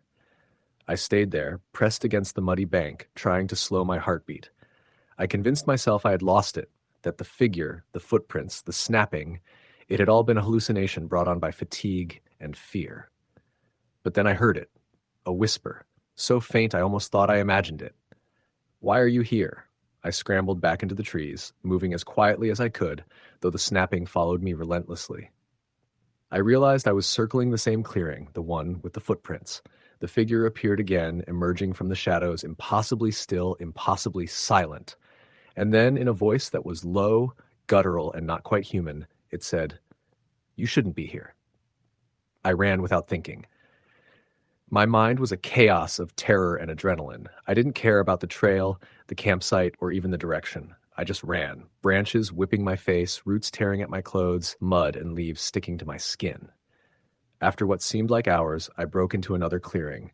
There, on the edge of the trees, I saw my Jeep. The sight of it was like a lifeline. I sprinted, leaping over roots and rocks, not stopping until I was inside, locked doors, engine roaring to life. As I drove away, I glanced into the rearview mirror. The forest was empty. No figure, no shadows, no snapping, just the silent, indifferent trees. I didn't stop until I reached a gas station 20 miles down the road where I finally had the courage to call someone. Anyone. The attendant listened to me, eyes wide, and told me that people sometimes got lost out in Ridgewood Forest and hallucinated because of exhaustion and isolation. That didn't make me feel better. I knew what I had seen, or at least what I had felt. I never went back to Ridgewood Forest. I never hiked alone again. I avoided the woods entirely for months, haunted by the memory of that figure, the snapping, the whispers, and sometimes when I close my eyes at night, I can still hear it. The deliberate, measured snapping of branches in the dark, and the soft, menacing whisper, "You shouldn't be here." It's been years, but the memory is as vivid as ever. No rational explanation fits. No one believes me. And part of me is terrified that one day, if I stray too far from the path, I might hear that snapping again, closer than before, and see those glowing eyes in the dark. Story, the end. The wind had started to pick up by late afternoon, rattling the dry branches of the oaks and pines around me. I was alone, a decision I had made on a whim after a week of long shifts and city noise. Just me, my backpack, and a small hiking trail that promised solitude, and I craved it. The forest was dense here, the sort of place where the sunlight barely reached the forest floor. I followed the path that cut through a tangle of underbrush and fallen trees, the crunch of my boots on the dry leaves echoing unnaturally loud in the stillness. I had been walking for hours when the first sign that something wasn't right appeared. It was subtle at first, a rustling in the bushes off the trail, like a deer moving through the undergrowth, but every time I paused to look, there was nothing there. I tried to convince myself it was just the wind or small animals, but the feeling of being watched clung to me like a cold sweat. My heartbeat started to pick up. I told myself I wasn't afraid, just cautious. But even as I repeated that in my mind, my hands were gripping my trekking poles a little tighter than necessary. As the sun began to dip lower, the forest changed.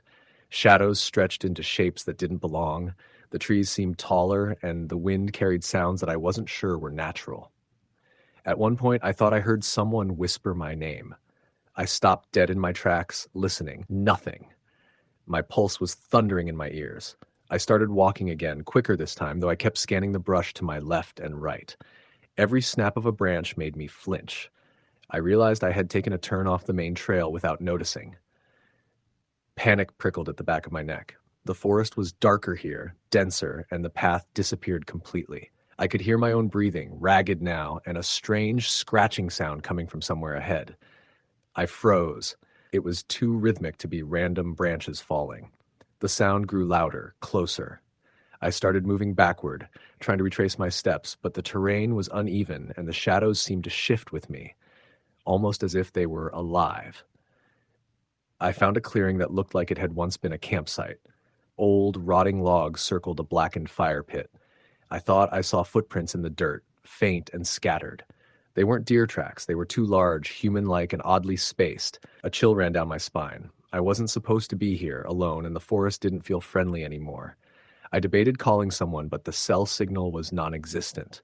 Every rational thought told me to leave, but the rational part of my brain felt small and weak against the rising panic. Then I heard it again. Whispering. Closer now, just at the edge of the clearing. My heart jumped into my throat. "Hello?" I called out, my voice trembling, hoping someone would answer. Silence, and then a shadow moved. Quick, low, and deliberate. It wasn't human, not entirely. I couldn't make out what it was, just a dark shape weaving between the trees. My instincts screamed at me to run, and I did. Branches tore at my jacket and scratched my arms, roots grabbed at my boots, but I didn't stop. Every snap and crack of the forest floor behind me made me think whatever was following me was gaining. I ran until my lungs burned and my legs trembled, finally stopping near a steep embankment. The forest stretched below me in darkness, and I realized I had no idea which way led back to safety. The whispering had stopped, but the unease didn't. Every rustle of leaves sounded like footsteps. Every shadow could have been watching. I hugged myself, shivering from fear and the cold creeping in as the sun set completely. Darkness in the forest isn't just an absence of light. It's something heavier, oppressive. It presses in from all sides, and you realize you're completely alone with your thoughts and whatever else is out there. Hours passed. I didn't move, too afraid to make a sound. Somewhere in the distance a tree fell, but the sound was different, deliberate. I swallowed hard. Then I heard it. Breathing. Slow, heavy, right behind me. I didn't turn. I didn't dare. My body was frozen, heart hammering in my chest. The breathing stopped. Silence. Then a branch cracked underfoot. I bolted, tumbling down a slope, rolling over roots and rocks, scraping my knees and hands until I finally hit a flat area near a creek. The water ran black in the moonlight, but I didn't care. I was alive, and moving meant survival. I followed the creek, hoping it would lead me to a trail. My shoes were soaked, my clothes torn, but I was moving.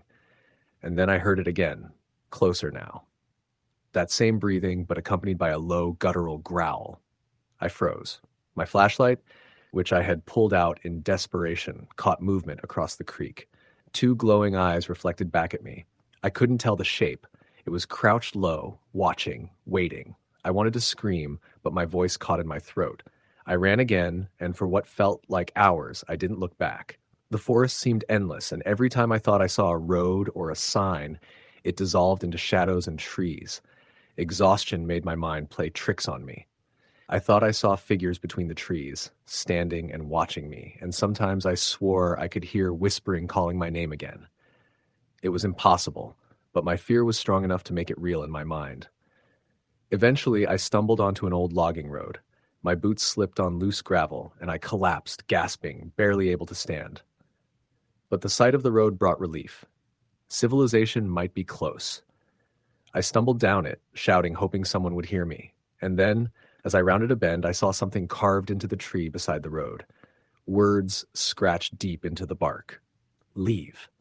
My stomach dropped. I could see the faint glow of a distant cabin light further down, and I ran toward it, ignoring the wet, cold, and exhaustion. I finally reached the cabin, pounding on the door until a man answered. He looked at me, shocked at my state, and I barely managed to explain. He let me in, offered a blanket, and I collapsed on the floor, head shaking uncontrollably. When I tried to describe what had followed me, he didn't interrupt, but said quietly, "You're lucky you got out when you did. People have gone missing out there." I nodded numbly. I didn't sleep that night, listening to the forest from the safety of the cabin, imagining the shadows still moving beyond the walls. The next morning, the man offered to drive me back to town. As we left the dense woods behind, I felt a mix of relief and lingering fear. I knew, logically, I had survived by luck, by instincts kicking in at the right moment. But something in the forest had watched me, and the memory of those eyes and that breathing haunted me. I couldn't explain it. I didn't want to. Some parts of the woods, some nights, are better left unknown. I never went back, and I never will. Even now, months later, I can't shake the sound of the whispering, the way the shadows moved around me, and the feeling of being hunted. Friends laugh when I tell the story, calling it paranoia or overactive imagination. But I know what I felt, what I saw, and what chased me through those trees. And every time I hear a rustle in the leaves or a strange noise in the dark, I feel it again. The cold, heavy weight of the forest, waiting for the next person foolish enough to wander alone. The experience changed me. I avoid forests now, and if I must go, I never go alone. That fear, that primal terror of being watched and followed, has stayed with me, a permanent shadow lurking behind every thought. Some nights, I wake up in a sweat, convinced I hear whispers just outside my window, and I know, somewhere in the woods, whatever it was, is still out there, still waiting. Story the end. The first thing I noticed as I stepped onto the trail was the silence. Not the peaceful kind, but a heavy, pressing quiet that seemed to absorb every sound. The woods around me were dense, the trees gnarled and close together, their trunks thick with moss and shadow. I had been hiking solo for years, always careful, always prepared, but this time felt different. There was a weight in the air, like the forest itself was watching, waiting. It started with a feeling, a small itch at the back of my neck. I brushed it off, blaming the wind or my imagination. I had planned a solo overnight trip into this part of the Appalachian foothills, wanting solitude, wanting to push myself. The sun was already dipping behind the mountains, painting the sky a bruised purple, when I realized I had lost the trail. The markers I had been following were faint and overgrown, nearly invisible in the twilight. I pulled out my compass, double-checked my map, but the woods looked different somehow, like they had shifted since I last glanced at them. Shadows stretched and twisted in unnatural ways. I started walking faster, trying to find a recognizable landmark. any sign of the path. That's when I heard it, a rustle, low and deliberate, coming from somewhere just beyond the trees. I froze. The sound didn't match the wind. It was heavier, like someone or something was moving carefully, almost stalking me.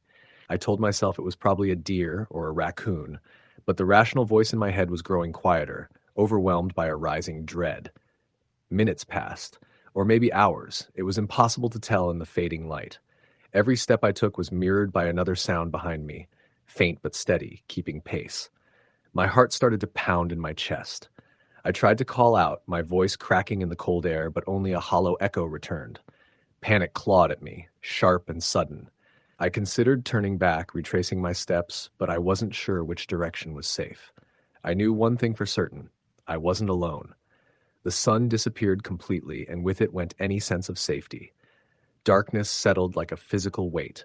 I turned on my headlamp, the beam cutting a narrow slice through the blackness, illuminating only small sections of the twisted underbrush. Every shadow looked like it could be a person, an animal, a threat. I stumbled over roots and rocks, the uneven ground threatening to swallow me whole. The sounds behind me didn't stop. Sometimes they paused, as if listening, and then started again. Footsteps, twigs snapping, something dragging slowly over the leaf-strewn ground. I found a small clearing and decided to make camp. My hands shook as I set up the tent, fumbling with stakes and zippers. I kept scanning the tree line, convinced that movement lurked just beyond my vision. The wind picked up, rustling the leaves and whispering through the branches. It sounded like voices at first, low murmurs that disappeared when I strained to hear. I forced myself to focus on mundane tasks, lighting the stove, boiling water. But every snap of a twig made me flinch. Every shadow in the corner of my eye made me turn, my flashlight sweeping across empty trees. And yet I could feel it, something unseen, circling, waiting. Night stretched on interminably. I tried to sleep, huddled in my sleeping bag, but sleep wouldn't come.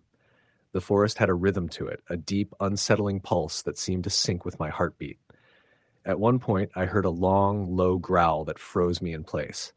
Not an animal I recognized, too guttural, too deliberate.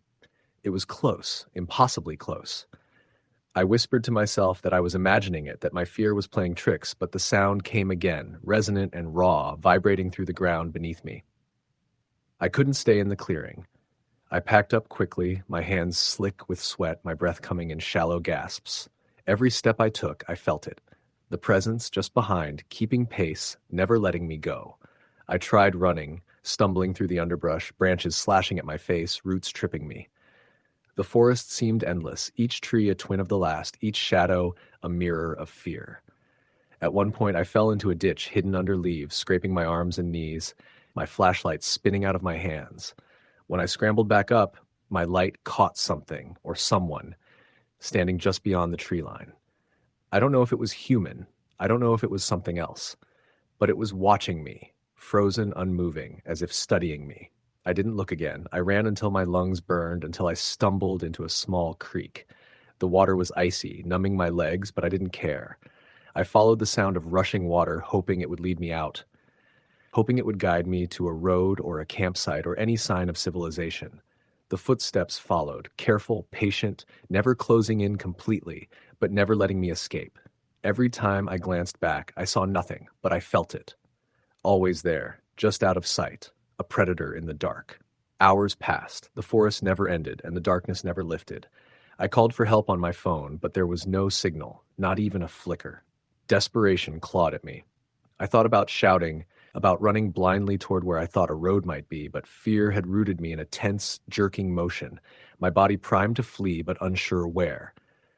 I remember the cold, the absolute numbing cold of night in the mountains, how it seeped into my bones, how the fear made my teeth chatter. Then I saw lights, distant, flickering. I ran toward them, every step jarring, branches tearing at my clothes. As I got closer, I realized it wasn't a campfire. The lights were small, erratic, moving in patterns that made no sense. I froze. The forest was quiet now, too quiet. No footsteps, no rustling, nothing. I stepped forward, my flashlight catching on something that made me stumble back. A line of footprints in the mud, too large for any animal, leading deeper into the woods toward the lights. I wanted to follow, but instinct screamed at me to run the other way. I turned, sprinting blindly, guided only by instinct and the faint memory of the trail I thought I had lost. Dawn broke slowly, pale and gray. I collapsed beside a fallen tree, shaking uncontrollably.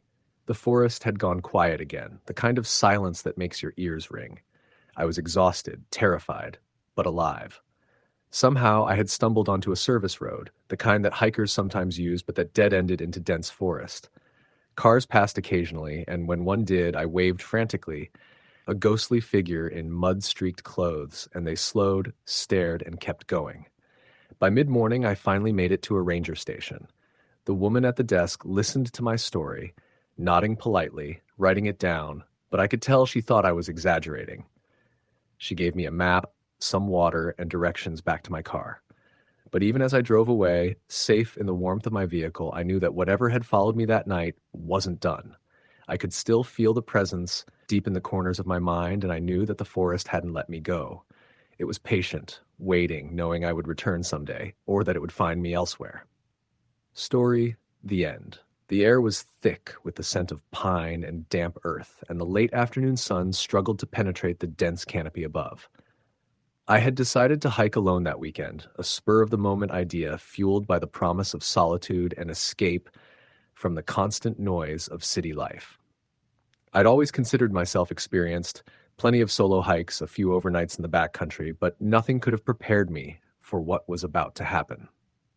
I parked my old Jeep at the edge of a trailhead I'd never explored before, somewhere deep in the Appalachian backwoods of North Carolina. The map I carried was barely useful. The trails weren't well marked, and several were overgrown. The moment I stepped onto the dirt path, I felt a strange stillness. Not peaceful exactly, more like the woods were holding their breath. Birds chirped erratically, and the usual rustle of squirrels or deer was absent. I chalked it up to being a new trail and kept moving. About 2 hours in, I noticed how quickly the light was fading. The canopy was so thick that it seemed to swallow the sun whole, and the shadows between trees stretched long and sinister. I realized I should have started earlier, but pride got in the way. I kept telling myself that I could make it to a clearing I'd seen marked on my map before nightfall. Then I heard it. At first, it was faint, a snapping twig, maybe a branch falling, but then it came again, closer this time, with a soft crunch of leaves underfoot. I stopped and listened, heart beginning to pound. There was nobody else on this trail, I told myself, probably just a deer. Yet, the sound didn't behave like a deer. It was deliberate, measured, moving in rhythm with me. I quickened my pace, trying to convince myself I was imagining it, but every step I took was mirrored by another sound behind me. A faint rustling, always just out of sight. My pace turned into a jog and soon a full-out run, weaving between trees that seemed to close in around me. My lungs burned, my legs ached, but the sound never left me. I dared not glance back for fear of confirming what I already suspected. I was being followed. After what felt like an eternity, I stumbled into a small clearing with a creek running through it. I paused, chest heaving, and tried to catch my breath. That's when I saw it, a figure. Tall, thin, standing just beyond the creek. At first, I thought it might be another hiker lost like me, but the figure didn't move, didn't speak, just stared. There was something wrong about the way it stood, too rigid, too patient. My instincts screamed at me to run, but I froze, unable to tear my eyes away. Then it moved. Not toward me, but sideways, keeping the distance constant, never breaking stride with my line of sight. Panic surged through me, and I dropped my pack and bolted back into the trees, following the creek as if it might lead me somewhere safe. My phone had no service, no GPS signal. I was completely alone, with nothing but the sound of my own ragged breathing and the occasional snap of twigs that weren't mine. I ran until my legs could barely carry me and stumbled over roots, scraping my hands and knees, the forest now dark and suffocating around me. I found a hollowed-out log and dove inside, praying it was enough to hide me. My hands trembled as I gripped my flashlight and shone it into the darkness, but the beam revealed nothing, just the same thick, oppressive woods. Minutes passed, though it could have been hours. Every sound made me jump. Every shadow looked like that figure. Eventually, I forced myself to crawl out of the log and keep moving, thinking maybe I could make it back to the trailhead. That's when I realized the worst part. The figure wasn't chasing me, but neither was it leaving. Whatever, or whoever it was following at a distance, never closing in, never letting me go. By midnight, I was exhausted, dehydrated, and utterly terrified. I came across an abandoned ranger station. The windows were shattered, the door hanging on one hinge. I pushed it open and slipped inside, hoping for a place to hide and perhaps catch a breath of sanity. The floor was littered with leaves and debris, and the smell of rot made me gag, but it was better than being out there. I tried to calm myself, telling myself it might just be a hunter, someone else in the woods. But then I heard a sound, a faint tapping, like fingers on wood, coming from the side of the building. My flashlight flickered as I swung it toward the noise. Nothing. Then the sound moved around the station, circling me. Heart hammering, I grabbed my pack and ran again, back into the darkness. At some point, I realized I couldn't hear the creek anymore. The forest seemed to stretch endlessly in every direction, unfamiliar and hostile. My sense of direction was gone. Every path I tried seemed to loop back or end abruptly in a tangle of underbrush. I stumbled, fell, and hit my head on a tree trunk. The pain was sharp, blinding, but I forced myself up. I couldn't stop. Not now. Not with that feeling of being hunted pressing down on me. Hours must have passed. The forest had transformed into a nightmarish landscape. Every tree looked like a looming figure. Every shadow seemed alive. My mind started playing tricks on me. I thought I saw faces in the bark, eyes glowing in the dark. My pace slowed to a crawl, tears streaking my dirty face. I whispered to myself, over and over, "It's not real. It's not real." But the noises behind me said otherwise. Branches snapping, leaves rustling, always there, always following. I found myself at the edge of a small cliff overlooking a valley. In the dim moonlight, I saw a road winding below, a ribbon of hope. I didn't know how far down it was or if anyone would be there, but I had no choice. I scrambled down the steep slope, scraping my arms and legs raw, adrenaline pushing me forward. I finally hit the road and collapsed, breathing in the night air like it might save me. A pair of headlights appeared in the distance, and I waved frantically. The truck stopped, and the driver, a young man, looked at me with confusion and concern. I ran toward him, words tumbling out incoherently. "Someone's following me in the woods. Please." He nodded, called 911, and stayed with me until the police arrived. We returned to the trail the next day with search teams. They found nothing. No tracks, no evidence of anyone else being there. The only thing they found was the hollowed log I had hidden in and the debris at the abandoned ranger station. Nothing to explain the noises, the footsteps, the figure I had seen. I haven't returned to those woods since. Every time I hear a branch snap or a rustle in the leaves, that memory comes back. The feeling of being hunted, of not being alone when you desperately are. I've told a few friends and most chalk it up to imagination or stress. But I know what I experienced was real. Whatever it wasn't human, at least not entirely. And I know one thing for certain, the woods are never truly empty. Even now, when I'm in the quiet of my home, I feel the memory of those woods pressing down. I sometimes wake up in the night, heart racing, hearing faint tapping or rustling that isn't there. I tell myself it's the wind, a tree branch, a neighbor. But deep down, I know better. There is a part of those woods that followed me home. A part that waits. A part that watches. I sometimes wonder if anyone else will ever see it, or if it only comes for those who wander too far alone, those foolish enough to believe they can outpace the darkness. Because I learned that day. You can run, you can hide, you can pray, but the woods have eyes and they never forget. I don't go out at night anymore. I don't hike alone.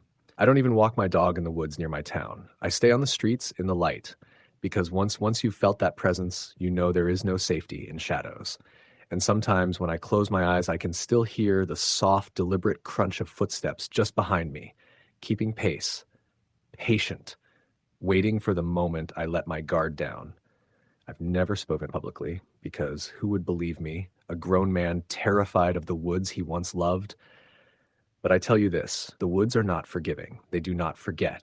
And if you ever find yourself alone among the trees, listen carefully, because you might not be alone after all. Story the end. It started out like any other solo hike I'd taken before. I had driven up early that Saturday morning to a small, lesser-known trail in the Ozark Mountains of Arkansas. The air was crisp, the smell of pine and damp earth hanging in the cold dawn. I parked my old Subaru at the trailhead, checked my backpack, water, snacks, flashlight, first aid kit. the usual, and set off. I had done this trail a few times, but I always enjoyed the solitude. There's a strange peace in being alone in the woods, away from the endless noise of the city. That peace was the first thing to betray me.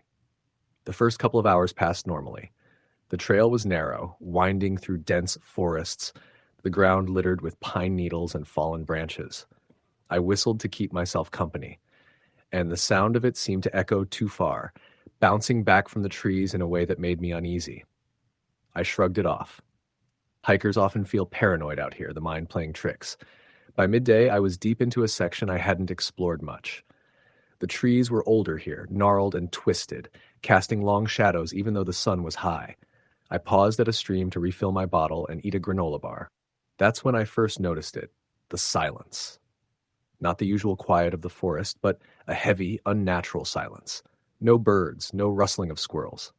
Not even the faint whisper of wind through the branches. My skin prickled. I heard it then. Faint, almost imperceptible at first, a crunch of leaves somewhere off the trail. I froze, listening. Another crunch, this time closer. My heart picked up. I wasn't expecting anyone else in this part of the forest, not at that hour. Maybe it was a hunter. Maybe another hiker who had taken a wrong turn. I called out, my voice cracking, "Hello, is someone there?" Nothing. Just the rustling of the leaves, but now it sounded too rhythmic, deliberate, like footsteps. I started walking faster, trying to stay calm, telling myself it was probably a deer or some other animal. But the sound followed. Faster steps now, echoing mine, not behind me, not ahead, but beside me, always just out of sight. I tried to convince myself to ignore it. I kept telling myself the trail would soon loop back toward the main path. But the more I walked, the stranger the forest became. The trees seemed to close in, branches snagged at my clothes as if they were trying to hold me back. I kept thinking I saw movement in the corners of my vision, shapes that disappeared when I turned to look. An hour in, I realized I had no idea where I was. The trail markers were faint or completely gone. Panic began to rise. I stopped to consult my map and GPS. The signal was weak, my phone barely showing the trail. That's when I heard it clearly. A voice, low, guttural, and unnerving, whispering from just beyond the trees, "You shouldn't be here." I spun around. The forest was empty. I couldn't see anything. My rational mind told me it had to be an animal, but the words were unmistakable. Human. My legs were frozen. My flashlight was in my pack, but I didn't dare reach for it yet. I listened, straining my ears. The whisper came again, closer, more insistent, like it was right next to me, and I just couldn't see it. "You shouldn't be here." I ran. I don't remember how far, only that I tore through underbrush, stumbling over roots, my lungs burning. Every step made the forest seem darker, heavier, almost alive. I kept hearing footsteps following me, always matching my pace, always just out of sight. I tried to call for help, but my voice was lost in the thick air of the forest. I finally reached a clearing. The sun had dipped lower, and shadows stretched across the ground like black fingers. My heart was hammering in my chest, every instinct screaming to get out. I pulled out my flashlight. Its beam cut a narrow path through the gloom, but revealed nothing, just trees, rocks, and the whispering wind. I tried to convince myself I imagined the voice. Then I saw it. A figure. Far at first, between the trees, watching. It was human-shaped, impossibly thin, hunched, with dark clothing that seemed to merge with the shadows. Its head tilted unnaturally, and it didn't move as I approached. I stopped. My body was trembling. The figure took a step closer. No, not a normal step. It glided, almost hovering over the forest floor. I turned and ran again, deeper into the woods, blindly following what I hoped was the trail. The sun was almost gone, and the forest had turned into a maze of darkness. The sounds of footsteps multiplied, coming from all directions now. I could hear whispers in dozens of voices, low and urgent, surrounding me. My rational mind was screaming that this couldn't be real, but my instincts told me otherwise. I tripped and fell into a shallow ravine, scraping my hands and knees. Pain and panic collided, and I pressed myself against a tree, panting, trying to calm down. That's when I saw something moving above me, a pair of glowing eyes staring down. I screamed and scrambled away, my flashlight swinging wildly. It caught the edge of another figure, smaller this time, crouched on a branch, watching. I ran blindly, desperate to get out. Hours seemed to pass in what felt like minutes. The forest had become a nightmare landscape of twisted roots, shadows, and voices that whispered my name. I stumbled into a shallow creek, falling face first into the cold water. The shock of it snapped me into motion again. I climbed out and finally saw a familiar ridge, the trail back to my car. Relief surged through me, but it was short-lived.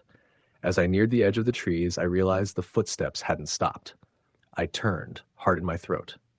The figures weren't following on the trail behind me. They were perched on trees, standing in shadows, their eyes glowing faintly in the dying light. And then they started moving toward me, silently, in ways no human should move. I sprinted the last stretch to my car, fumbling with the keys as the first stars appeared in the sky. I slammed the door shut, locked it, and sat there shaking for what felt like hours, watching the tree line. Nothing moved. The forest was silent again, too silent. I drove home without looking back, taking the long way around, avoiding any place I didn't recognize. That night, I couldn't sleep. Every creak of the house, every shadow cast by the streetlight outside my window, felt like them. I convinced myself I had hallucinated everything, caused by exhaustion or stress. But then I got a message on my phone. I hadn't been online, hadn't shared my location with anyone, hadn't given my number to strangers. It was a text from an unknown number. "We saw you. You shouldn't have been there." I deleted the message, told myself it was a prank, but I've never been back to those woods. I've tried to convince myself it was fear and imagination, yes, but the memories are too vivid. The way those figures moved, the voices whispering just at the edge of hearing, it wasn't human. And sometimes late at night I hear whispers outside my window, soft and deliberate, and I know they're still out there. Story the end.